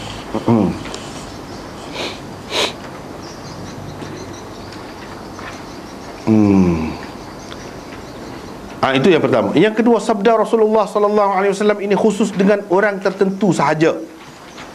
Artinya ia merupakan satu peristiwa khusus yang tidak boleh dijadikan panduan umum. Orang panggil dalam istilah hadisnya waqi'atu ain la umumalaha. Peristiwa khusus yang tidak boleh dijadikan kaedah umum. Tak boleh. Benda hak lagu ni. Sebagai buktinya dapatlah dilihat di dalam hadis Muslim di bawah ini, di mana Abu Sa'id Al-Khudri menceritakan, kata beliau, ni jadi tubik. Apa yang Nabi kata gitu tiba-tiba tu?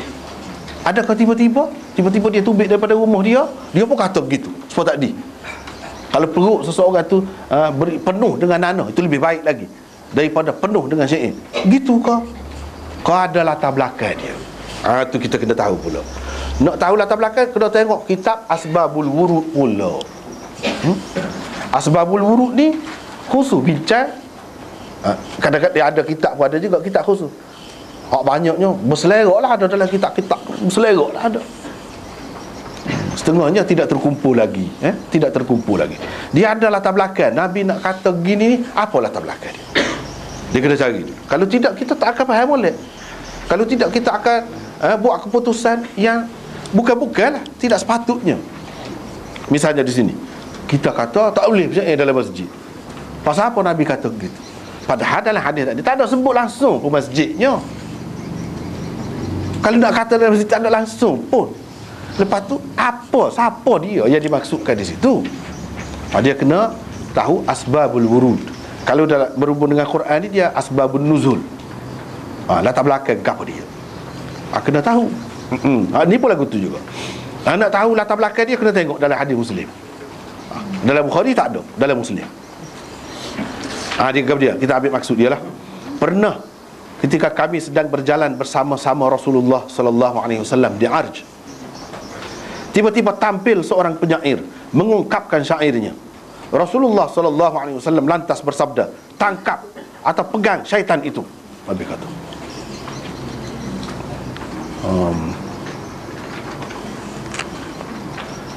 sesungguhnya adalah lebih baik perut seseorang penuh dengan nanah daripada perutnya penuh dengan syair. Situ dia ada kepala dia lagi tu.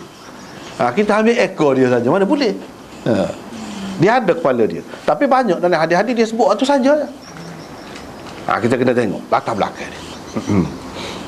Inilah latar belakang yang mendorong persabdaan baginda sallallahu alaihi wasallam itu muncul. Ia tidak ditujukan kepada semua penyair. Tidak.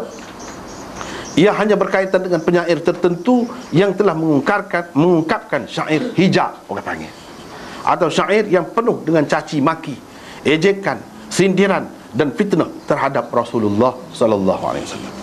Tu dia kata gini ni. Orang tu perok tobek tu kata memang dia lawan lagu tu. Pada masa dulu waktu ya Nabi sallallahu alaihi wasallam suruh Hasan ni balas tu dalam bentuk syair juga tu. Sebab dia gini. Ini tak ada kena-mena dengan orang Islam. Bukan orang Islam pun hak ni bukan orang Islam pun. Syair tu syair caci maki Nabi sallallahu alaihi wasallam. Syair hijab, orang panggil hijab. Hijab bahasa Melayu ni heja kan, hijab juga. Huruf hijaiyah. Huruf hejaan kita kata. Hejaan tu daripada Arab ni lah, hijab. Tu satu macam. Ini kalau dalam syair hijab, orang panggil syair yang mengandungi unsur-unsur ejekan, sindiran. Kata huduh lah. Syair kata huduh. Dan dia kata huduh sungguh. Teruk kata.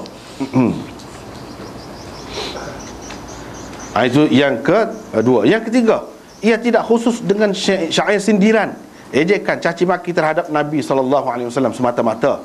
Malah ia juga merangkumi orang-orang lain selain baginda yang sememangnya baik dan tidak patut dikeji. Tidak khusus dengan Nabi, orang lain pun kalau dia tu orang Ju, orang molek, apa dia buat syair duk kutuk dia kan?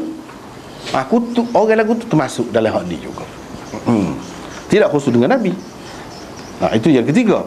Yang keempatnya, ia hanya melibatkan syair-syair yang mengandungi unsur-unsur merepek, merapu, gila orak, mengampu dan fitnah. Banyak benar syair-syair yang mengampu dah. Hak mengapu, hak gila orak, macam-macam ada. Banyaklah kalau contoh-contoh tu tak payahlah rasanya sebut kan. Masing-masing bahasa tu ada. Masing-masing bahasa tu ada. Cuma mungkin bahasa ni lebih bahasa ni kurang sikit tu je. Kalau bahasa Arab ni bukan lama dah kan, syair-syair ni kan banyak benar lah mengapu-ngapu gitu.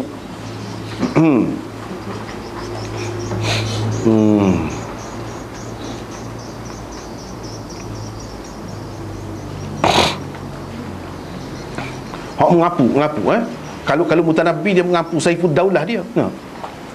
Contoh tu sikitlah. Saifud Daulah dia mengapu. Dia kata wa badas sabahu ka'anna ghurratahu wajhul khalifati hina yumtadahu. Tu syair dia mengapu dah tu. Apa dia? Pagi menyerlah, sinarannya itu bagaikan wajah khalifah, kata dia. Bukan wajah khalifah tu macam sinar matahari itu tak. Sinar matahari itu macam wajah khalifah dia. Terbalik kan? dia guna tasbih makhluk situ. Tengok. Ketika dia dipuji, khalifah ni bila orang puji kat seri-seri muka lebih pada cahaya tari di pagi hari tu dah. Cahaya tari tu serupa dengan muka dia, bukan muka dia serupa dengan tu. Dah. Tu mengapa pula?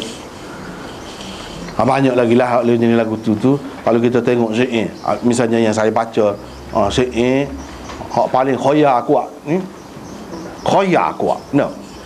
Syair Hindustan. Khoya kuat. Kalau hak reti dah. Golek pala semua kita dengar. Ada satu buku saya beli juga, nak tahu buku syair dia puji orang Tino saja. Orang Tino berasa malu diri kalau kena puji tu. Benda tak ada dek sebenarnya dah. Bidadari itu lagu tu. Manusia dalam dunia tak ada. Tapinya khoya dia buat bak. Ni bak mata. Mata saja.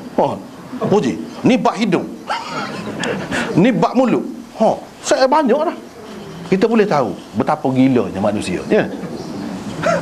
Kita boleh tahu lah. Banyaklah contoh-contoh dia. Pelik-pelik lah. Memang khayalan pok-pok dia tak terfikir.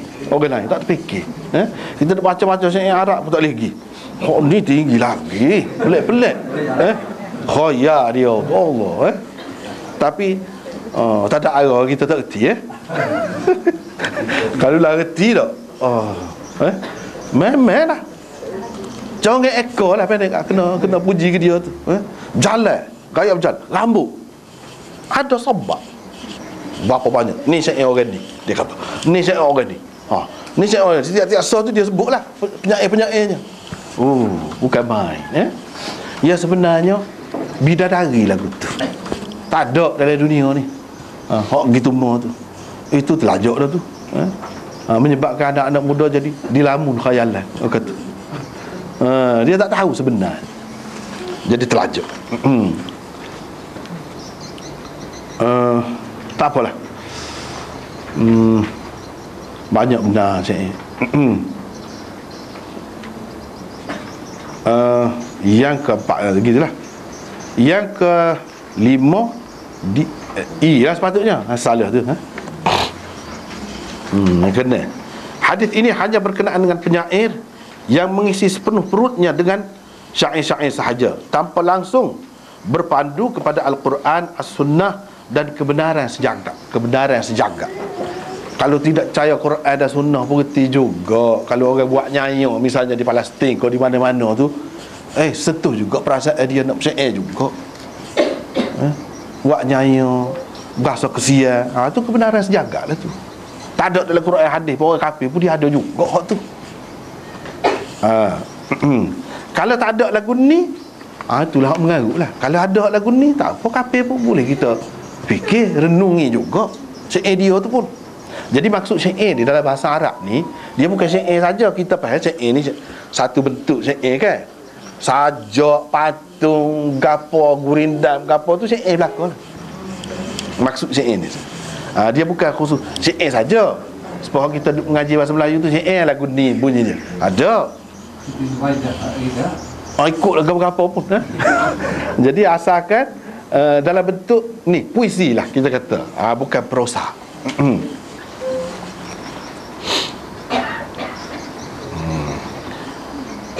Baiklah.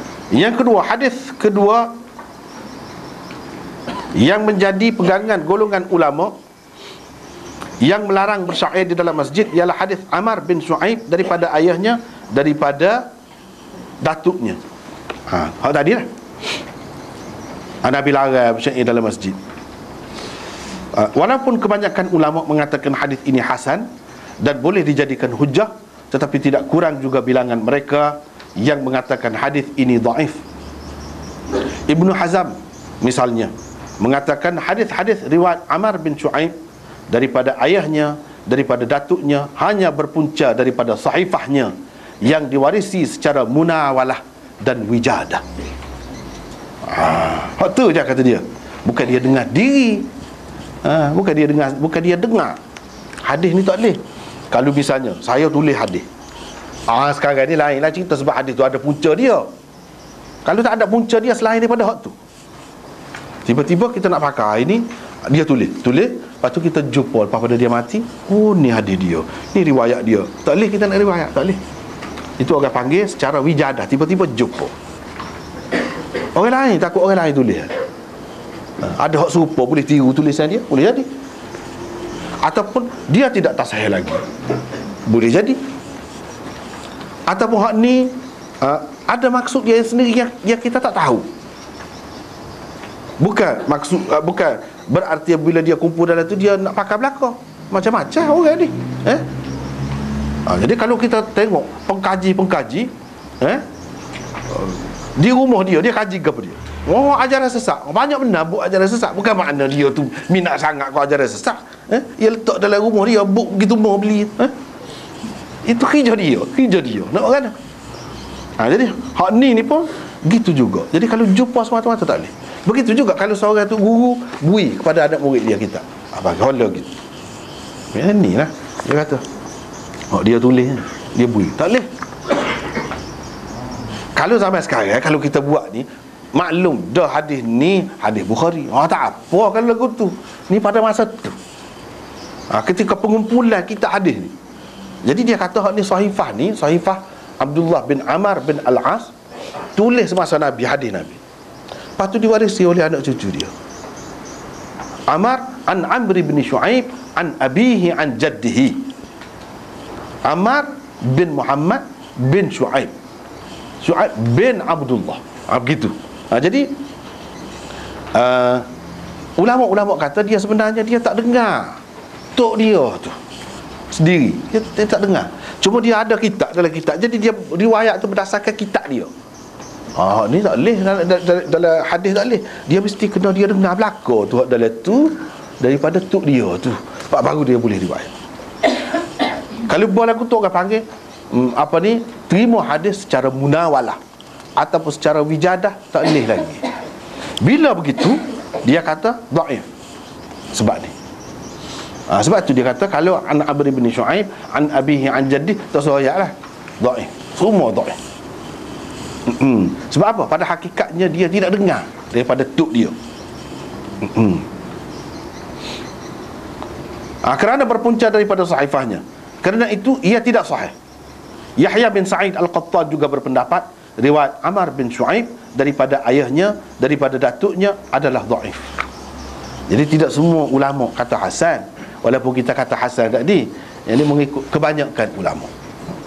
Tapi ramai juga orang kata tidak hasan pun dhaif. Kalau hak kata dhaif sahih, paling kurang. Ramai lagi hak kata dhaif. Hak paling ramai kata hasan.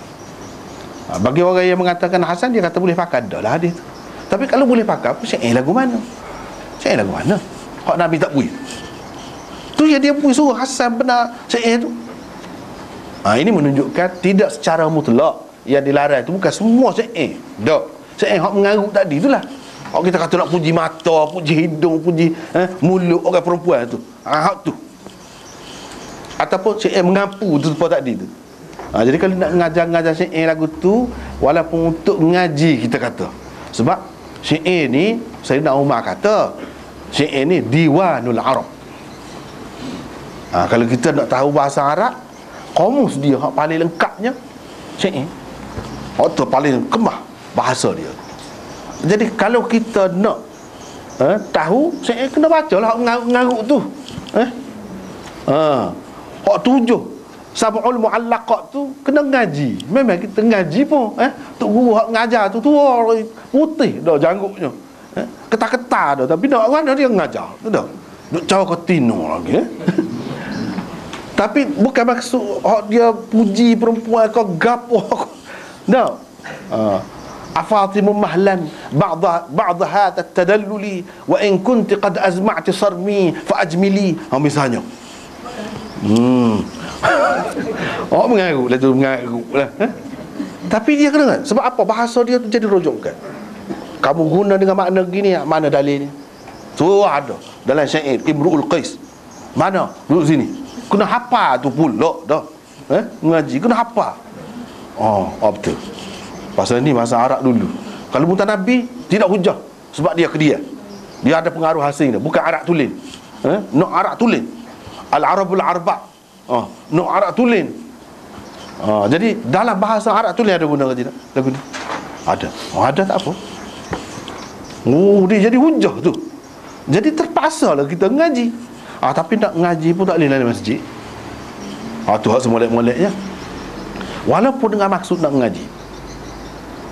Tidak sesuai. Sebab tu ulama-ulama kata dah, tidak sesuai dalam masjid. Ngaji falsafah tak sesuai dalam masjid. Nak ngaji pergi padan, gilai lah. Gilai. Boleh ngaji tapi itu tak sesuai. Walaupun hak kita naknya bahasa dia lain. Masjid kena jaga. Tapi kalau syair Hasan, syair Hasan tu orang kumpul jadi dewan antologi Hasan bin Thabit, banyak. Tu tak apa. Dalam masjid pun tak apa. Sebab apa? Nabi dulu suruh dia syair hak tu. Hak Nabi suruh tu. Tu nak ngaji dalam masjid tak apa. Memang kemah bahasa dia apa? Untuk bahasa. Tapi kalau sab'ul mu'allaqat ni 7 syair yang digantung di pintu Kaabah tu. Zaman dulu. Pasal apa terpilih? Dia bertanding pula tu. Pandai tu hak mana paling hebat. Hak paling hebat, hak terpilih digantung. Tu zaman jahiliah. Zaman jahiliah, zaman Islam tak ada dah hak tu nya. Tapi parah lah.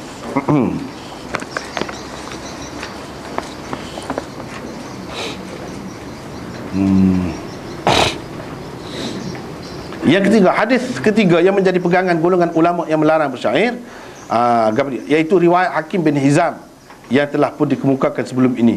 Hadis ini juga dipertikaikan kesahihannya. Abu Muhammad Al-Ishbili berkata, Al-Ishbili ini di Spanyol, Ishbili, Sevilla, nama tempat tu. Ishbili, Ishbiliyah, Arab dia nya. Allah ni macam Cordova tu kan, Portubi tu Cordova tu lah, duduk di Spanyol. Mana ramai ulama-ulama kita dulu sana. Tapi akhir sekali jatuh Islam, boleh ke Kristian. Zaman maju Spanyol ni zaman Islam dulu. Lepas tu dia tidak maju setara tu. Kelon ni tak maju. Sebelah orang Islam juga zaman itu. Penghapusan orang kata etnik jugalah sampai gitunya. Ada dah sebelum ni zaman Bosnia ke apa ni. Zaman dulu Sepanyol tu lah dahsyat. Siapa orang Islam tak ada. Sikit tinggal kena nusuk nak menjalankan agama pun tak boleh. Padahal berapa ramai ulama. Ni termasuk ni yang kita jumpa ni hari ni. Abu Muhammad Al-Ishbili berkata, ni pakar hadis. Ia adalah hadis dhaif. Illatnya ialah perawinya Zufar adalah seorang majhul. Dia kata. Ibnul Jauzi, Daraqutni dan Hafiz Ibn Hajar dalam Bulughul Maramnya mengatakan hadis ini dhaif. Yang paling tinggi kita kata hadis ini bertaraf hasan saja, paling tinggi. Itu ya. Walaupun hadis kedua dan ketiga jelas menyebutkan larangan bersyair di dalam masjid, tetapi oleh kerana kesahihannya dipertikaikan, tidaklah ia dapat mengatasi dan mengalahkan sekian banyak hadis sahih yang membenarkan bersyair di dalam masjid. Lepas tu, jika diterima pun, kalau kita kata terima pun, apa maksudnya? Bahas panjang lah sini ya kan. Jika diterima pun, ia semestinya ditakwil supaya tidak bercanggah dengan sekian banyak hadis yang dengan jelas membenarkannya. Kalau tidak jadi bercanggah. Sedangkan hak ni pun sahih, hak ni pun hasan, hak ni pun begitu juga. Hadis tak boleh main-main, tak boleh mudah-mudah nak tinggal. Jadi kita kalau boleh takwil, kita takwil. Ibnu Battal umpamanya mentakwilkan hadis-hadis seperti ini dengan katanya, syair yang dilarang diungkapkan di dalam masjid boleh jadilah yang betul-betul menguasai suasana masjid, sehingga sekalian orang yang berada di dalamnya mengambil bahagian dalam mencetuskan riuh rendah dan gegak gempita akibatnya. Gegak-gegak dalam masjid duk syair pula tu. Orang nak maya pun terganggu. Tu kalau iya pun. Kalau kata syair hak molek sekalipun, tak boleh. Ngaji Quran kalau siapa terganggu orang semaya, tak boleh dalam masjid pun. Jadi kena beringat. Sembahyang tu hak lebih utama, nombor satu sekali dalam masjid. Hak lain-lain tak sedek kata lah, gapo pun. Kalau hak molek pun tak boleh juga kalau siapa gegak gini. Tak boleh juga. Abu Nuaim di dalam Kitabul Masajidnya, ini kitab cara ke masjid ni, menyimpulkan dengan berkata, yang terlarang ialah syair-syair jahiliyah dan karut-marut sahaja. Adapun syair-syair Islam dan syair-syair yang menyatakan kebenaran, itu tidak dilarang, malah dibenarkan. Tidak salahlah kalau dikatakan bahawa hadis-hadis yang melarang itu sebenarnya khusus ditujukan kepada syair-syair yang melekakan, penuh maksiat dan tidak sesuai langsung dengan masjid. Karenanya tujuan asal masjid menjadi malak. Orang-orang yang hendak beribadat di dalamnya juga terganggu dan terhalang. Jadi itulah benda. Nampaknya tak ada ni panjangnya ni. Ni hadis hak sahih pula yang menyokong alik ni, alik boleh ni pula. Panjang lagi ni. Kita tangguh sekat tu lah hari ni kan. Jadi cerita cara syair dalam masjid. Kalau syair di luar, ngaji syair mengarut untuk bahasa, tak apa. Tak apa. Serupa juga. Dia kalau bahasa Urdu, bahasa Hindustan hak paling kemah, lagu dia. Oh, hak tusuk lah. Kalau kita nak belajar bahasa ni, kita dengar lain hukumnya, lain. Tapi tak boleh dalam masjid lah. Hak tu dah tak boleh. Dalam masjid tu lain cerita. Luar masjid untuk belajar bahasa. Kalau baca Sam'ul Mu'allaqat kau mengarut tu kata sakni tu kan, mengarut tu tak apa. Memang itu satu cara untuk menguasai bahasa. Tak apa. Begitu juga bahasa mana-mana pun kalau kita nak belajar dengan maksud nak bahasa, bukan nak jadi hanyut, nak khayal kerana dia tu tak boleh lagu tu siapa punah. Tak boleh. Jadi benda bahaya jugalah. Supaya ngaji falsafah, supaya ngaji benda-benda lain yang mengarut lah. Kalau kita dapat mengawal diri kita, faham molek kedudukannya, tak apa. Kalau tidak, kita sendiri boleh jadi punah.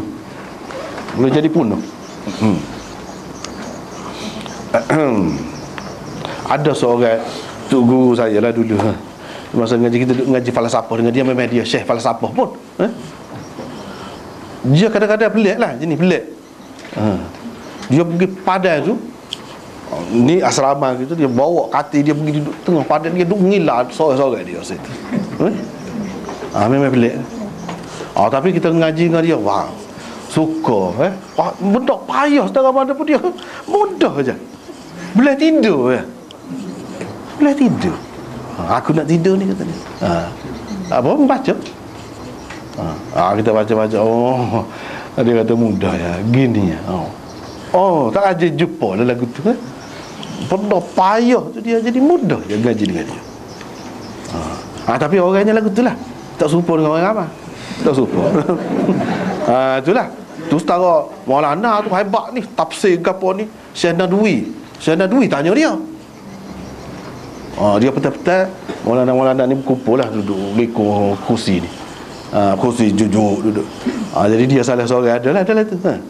Tapi Syekh Nadwi hak hebat tu, tanya dia, lagu mana? Pro. Syekh lalu. Dia ingat ni. Kita ngaji Syekh dengan dia pun sedap. Memang sedap. Jeligo. Pada gelepar budak-budak tu. Dia Syekh tu sedap. Tapi dia bahagia tu. Dia bahagia tafsir pun dia memang hebat. Tu hebui dia. Tapi dia ada buah pelik sana lah. Ada buah pelik. Waktu kita tak satu lah. Waktu tu tak satu lah. Jadi nampak sekali lah dulu untuk ni.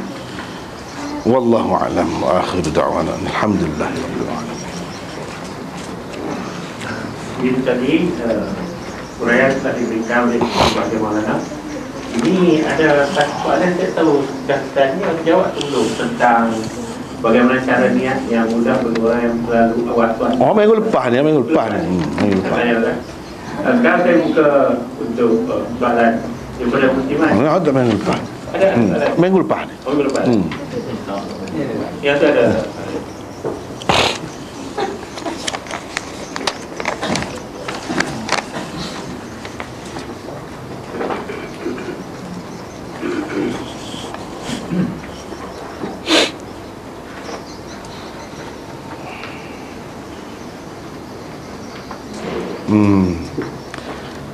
Ni apa ni soalan ni minggu lepas, berkait dengan minggu lepas juga.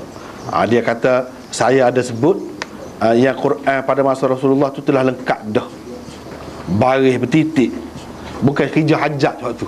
Kan baru ni kita sudah bincang dah. Bukan hajat, orang duduk kaitkan dengan hajat benda tu. Jadi mohon jelaskan lebih lanjut dan di mana perlu dirujuk. Ni kalau nak bincang panjang, khusus ni saja. Tapi masanya tidak mengizinkan. Kalau saya buat contoh lah, bahasa Melayu lah, biarlah. Bahasa Melayu kalau tak ada titik, nak baca lah ke mana? Pening kat lah. Gagak lah mahir pun setara mana pun. Kalau bahasa Arab pun, kalau kita bui tak ada baris, tak ada titik. Tidak baca ni. Pening, dia akan pening. Tak pernah sabar Quran di lagu tu. Dari segi logiknya dululah. Dari segi logiknya. Dari segi bukti-buktinya banyak lah. Dalam syair-syair Arab jahiliah dia sebut dah baris atas, baris bawah, dia sebut dah. Huruf gani titik duduk mana, ada dah. Jadi syair jahiliah ni bukan selepas Islam, sebelum pada tu bahasa Arab dia sudah guna dah. So lagi orang ramai kita dia duduk faham zaman Nabi ni buta huruf saja, tak erti baca, tak erti menulis. Kalau tak erti baca, tak erti menulis, sama ulama muallaq tu kata wah dia di kabur. Sebab dia nak baca, dia buta huruf. Benda banyak perkara tak logik. Yang sebenarnya tidak begitu. Sahabat-sahabat boleh katakan masing-masing rumah tu ada berlakon dah Quran dan bertitik, berbaris serupa dengan hotline ni. Jadi kalau kita nak bincang ni memang panjang. Dalam buku sebenarnya benda ni ni lah muncul lah pergi ngaji sana. Orang Arab kita tak jumpa lagi bahas benda lagu ni. Ni kelebihan orang bukan Arab lah. Tetapi beberapa orang ulama di India dan Pakistan dia sudah bahas benda ni. Antaranya dalam buku I'jazul Quran yang ditulis oleh Maulana Tamanna Imadi dan anak murid dia Maulana Muhammad Tahir Makki. Dia pergi duduk Mekah pula. Demo ni buat kajian memang jelas. Antaranya seperti kita sebut tadi lah. Apa ada. Lepas benda tu tak wujud dalam kenyataan. Kau dia sebut saja ba ni titik satu bawah. Jin dia lagu ni. Kalau jin kha ha nak baca lagu hak mana usah. Kalau tak ada bagi, kalau tak ada titik nak baca kan? Supaya kat leneng kat dalam Arab pun. Dia tak pernah sabar tu. Dari segi logik sajalah kita bagi dulu. Lepas tu dari segi hak lain-lain panjang lagi ceritanya. Dia mau tulis kitab suku dah benda ni. Dia mau tulis kitab suku. Jadi dia mau hak erti bahasa Arab saja dia tak sapa. Tak sapa ke situ. Nasib baik kita boleh bahasa dia, baca tu kemah pula tu dengan dalil-dalil hujah-hujah dia tu. Benda ni ulama-ulama Arab tu takut lama. Tak sapa lagi situ. Yang sebenarnya orang bincang habis ring dah. Itulah secara ringkasnya lah. Itulah rujukan, antara rujukannya itu. Wallahu a'lam. Tapi dengan ada baris tu bermaksud titik dia ada. Tak baris pun. Macam mana pula dengan zaman apa dia Sayyidina Abu Bakar dengan Sayyidina Umar.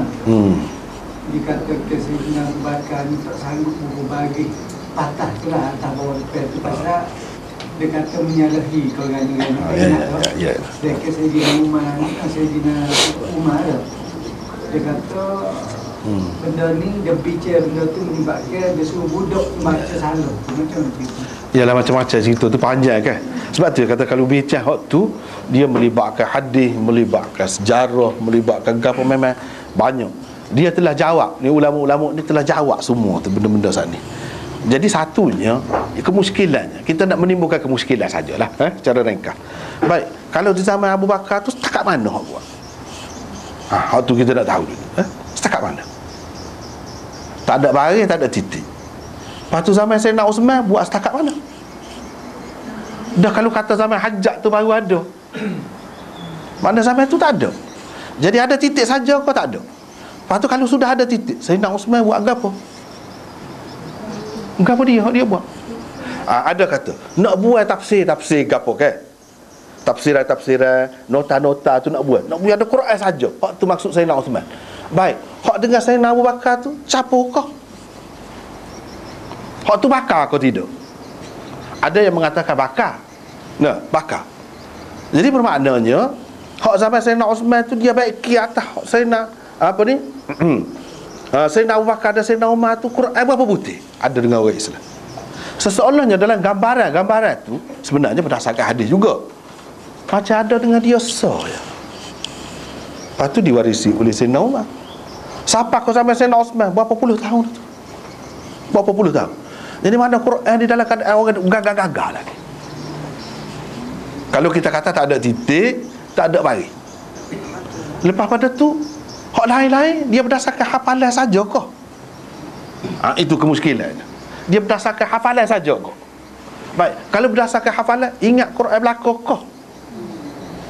Pula. Lepas tu kalau kita kata hafal lah belaka. Baik. Dari segi hafalan mutawatir. Dari segi tulis mutawatir ke tidak? Tidak mutawatir. Sebab adanya dengan Sayyidina Abu Bakar. Bapa pada ketika ada dengan Sayyidina Abu Bakar tempat tidak pakat salin. Adakah siapa-siapa bunyi cerita orang ni ambil nak salin? Bahkan Sayyidina Abu Bakar di bawah selia ataupun kawalan seseorang bagi orang salin. Kenapa dia tidak buat gitu? Lepas tu boleh pegang kau berdasarkan hafalan saja ni. Tak ada nak rojok kepada kitab ni. Hak Nabi suruh kata jangan tulis gapo-gapo daripada aku kecuali Quran. Tu tulis mana? Dia simpan mana? Bermakna ada tulis. Siapa ke perekat dia tak boleh tulis, hadis dia pun dia tak boleh satu perekat. Nak suruh orang tulis Quran. Jadi hak tulis tu duduk mana? Baik kita kata hak tulis tu, dia kata ada hak duduk atas tulis beli kat unta. Ada hak duduk di pelepah taman. Ada hak duduk di kulit kayu tulis. Jadi Quran sebuah tu berselerak gitu ke? Apa makna Nabi larang jangan pergi perang bawa Quran, bawa mushaf? Apa makna? Itu bendanya. Kalau pergi perang jangan bawa mushaf. Kalau saja hak diwarisi oleh Abu Bakar dah. Nak usi mak dia pegang hak tu selesailah. Ni buat apa yang Nabi kata? Jangan bawa Quran pergi ke negeri kafir. Menunjukkan banyak Quran itu sudah ada. Jadi hak dia ada tu dia tulis berdasarkan hak mana? Berdasarkan hak mana? Lepas tu dalam hadis Muslim gapo ada sebut dipanggil ustuwanatul mushaf.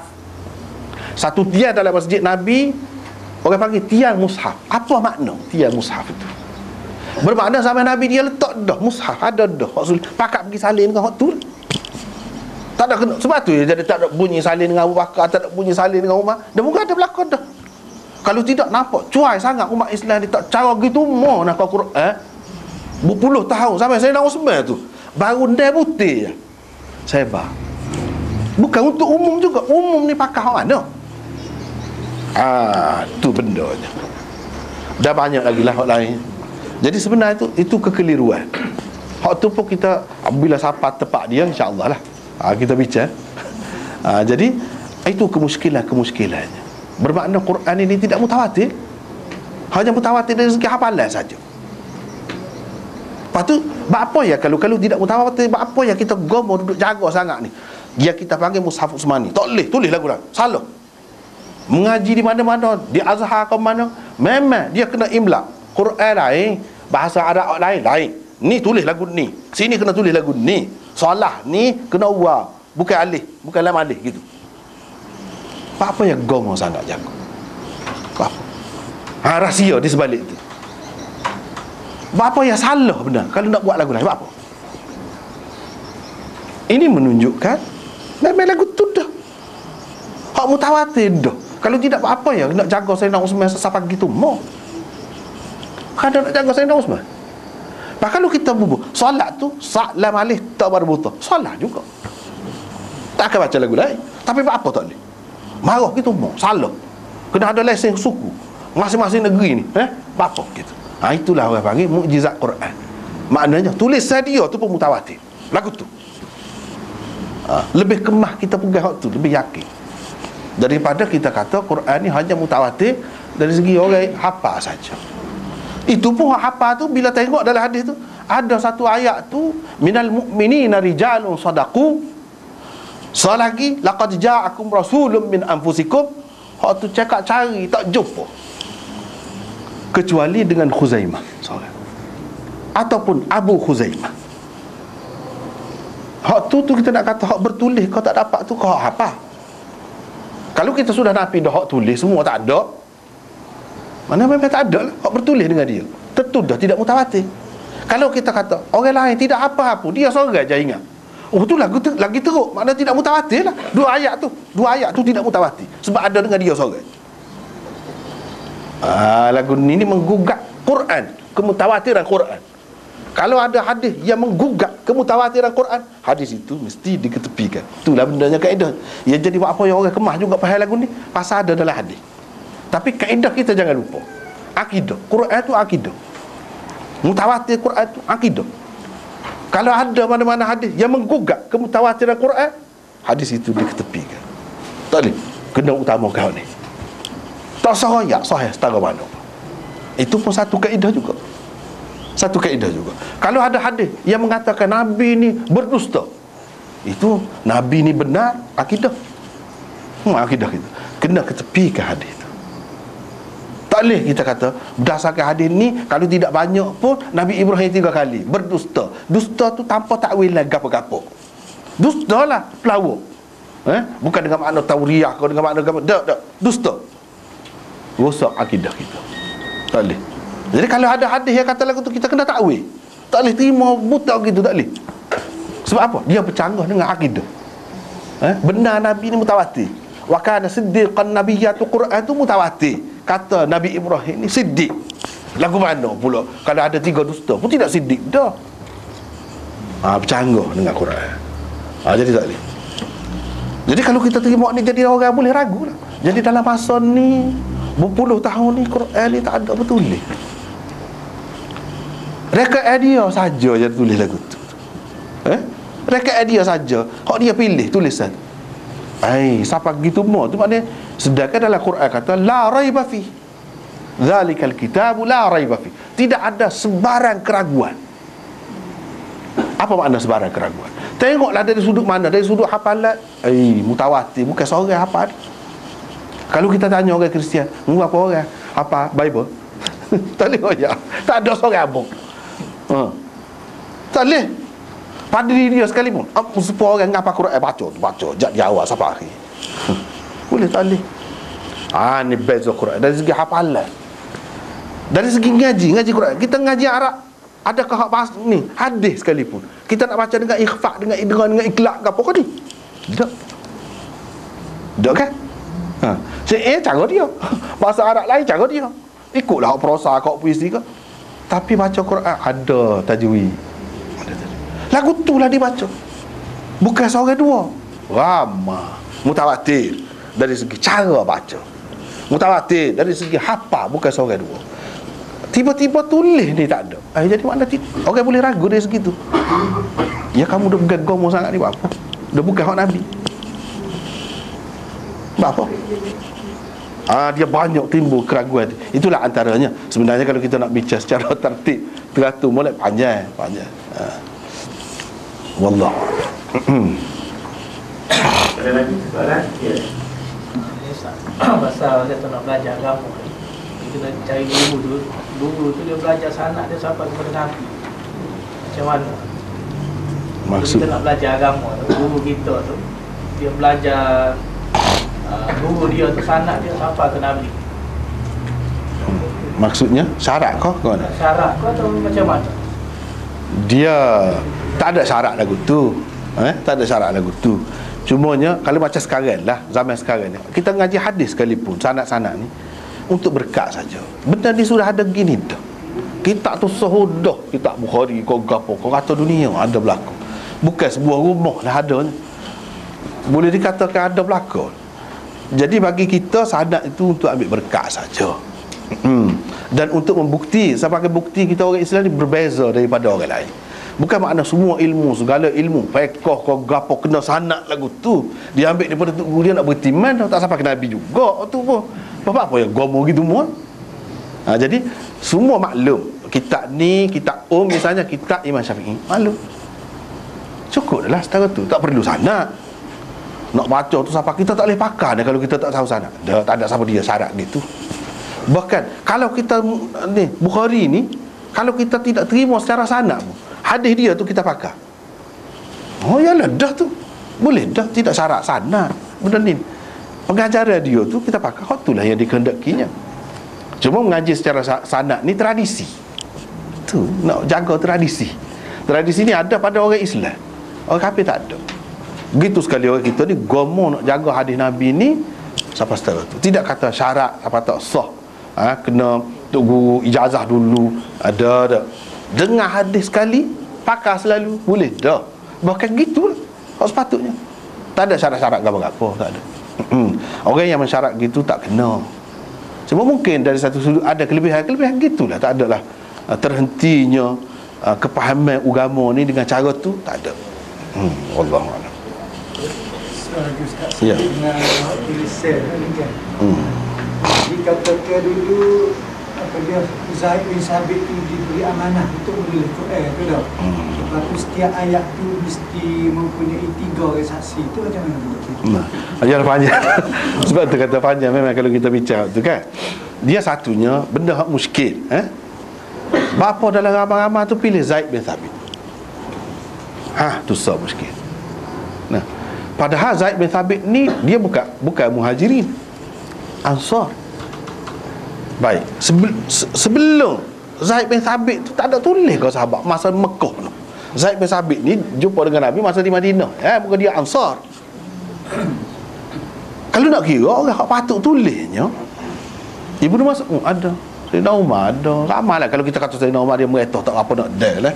Ibnu Mas'ud ramai lagi, hak daripada awal lagi memeluk agama Islam. Dia tulis, dia tahu lagu mana. Kenapa tidak pilih orang tu? Kenapa? Apa lebih Zaid bin Sabit?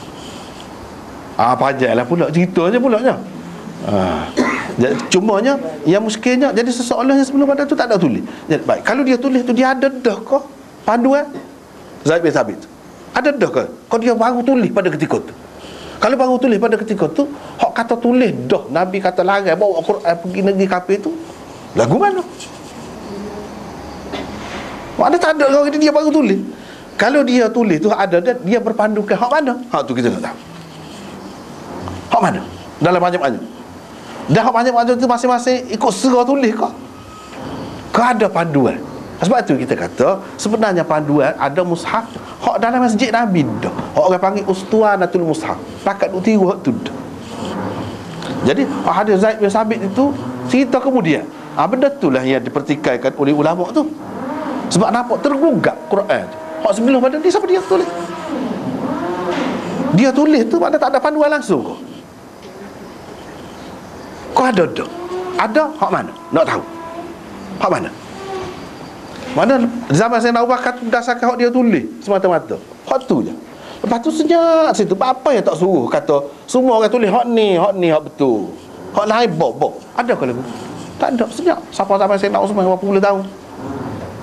Itu benda tu. Kemuskilan lah. Dalam bentuk kemuskilan. Kalau kita nak bicara dari sudut-sudut lain lagi, panjang lagi lah. Lepas tu hak cerita-cerita ni sebenarnya dalam Bukhari sendiri ada. Dia riwayat daripada Ubaid bin Sabbaq. Tu. Hadis tu tak sampai ke peringkat mutawatir. Ubaid bin Sabbaq ambil daripada Zuhri.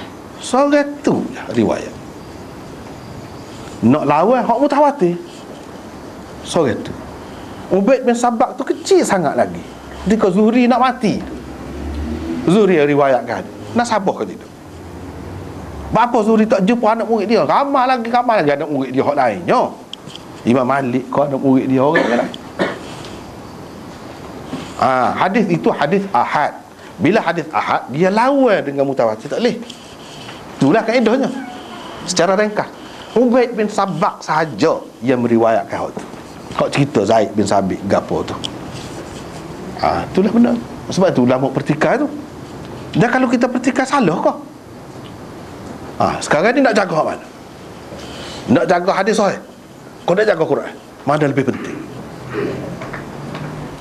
Kalau kita melera hak ni, bermakna kita kena kata tak ada tulis, dia baru tulis. Dia baru tulis. Makna sebelum pada tu hak Nabi kata la taktubu anni syai'an siwal Quran. Jangan tulis gapo-gapo daripada aku selain daripada Quran. Makna sahabat tak pakar serabut. Gitu. Jadinya serabut tak pakar. Jangan tulis kau lain. Hadis pun dia tak boleh. Selain daripada Quran. Maknanya Quran dia suruh. Tak ada siapa dia pakai. Ya kau sahabat lagu tu. Ya kau sahabat lagu tu. Selama ramai sahabat. Itu kemuskilan. Jadi dia kena bincang semula. Sebenarnya apa satu tu panjang lagi. Bincang semula.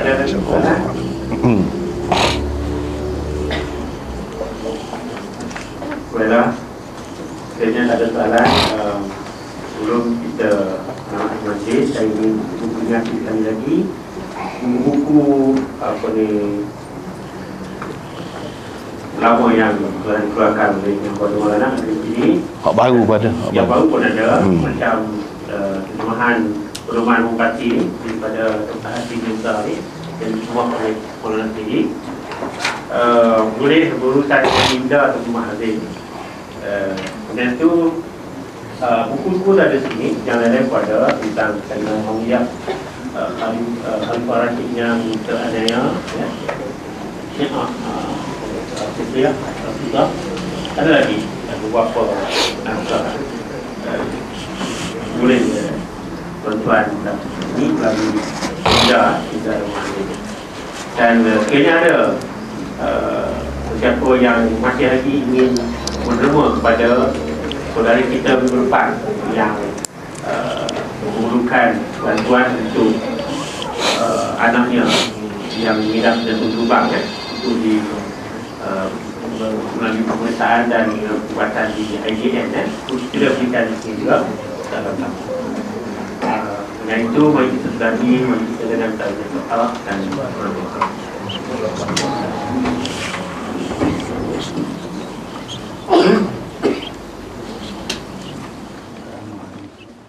Terima kasih.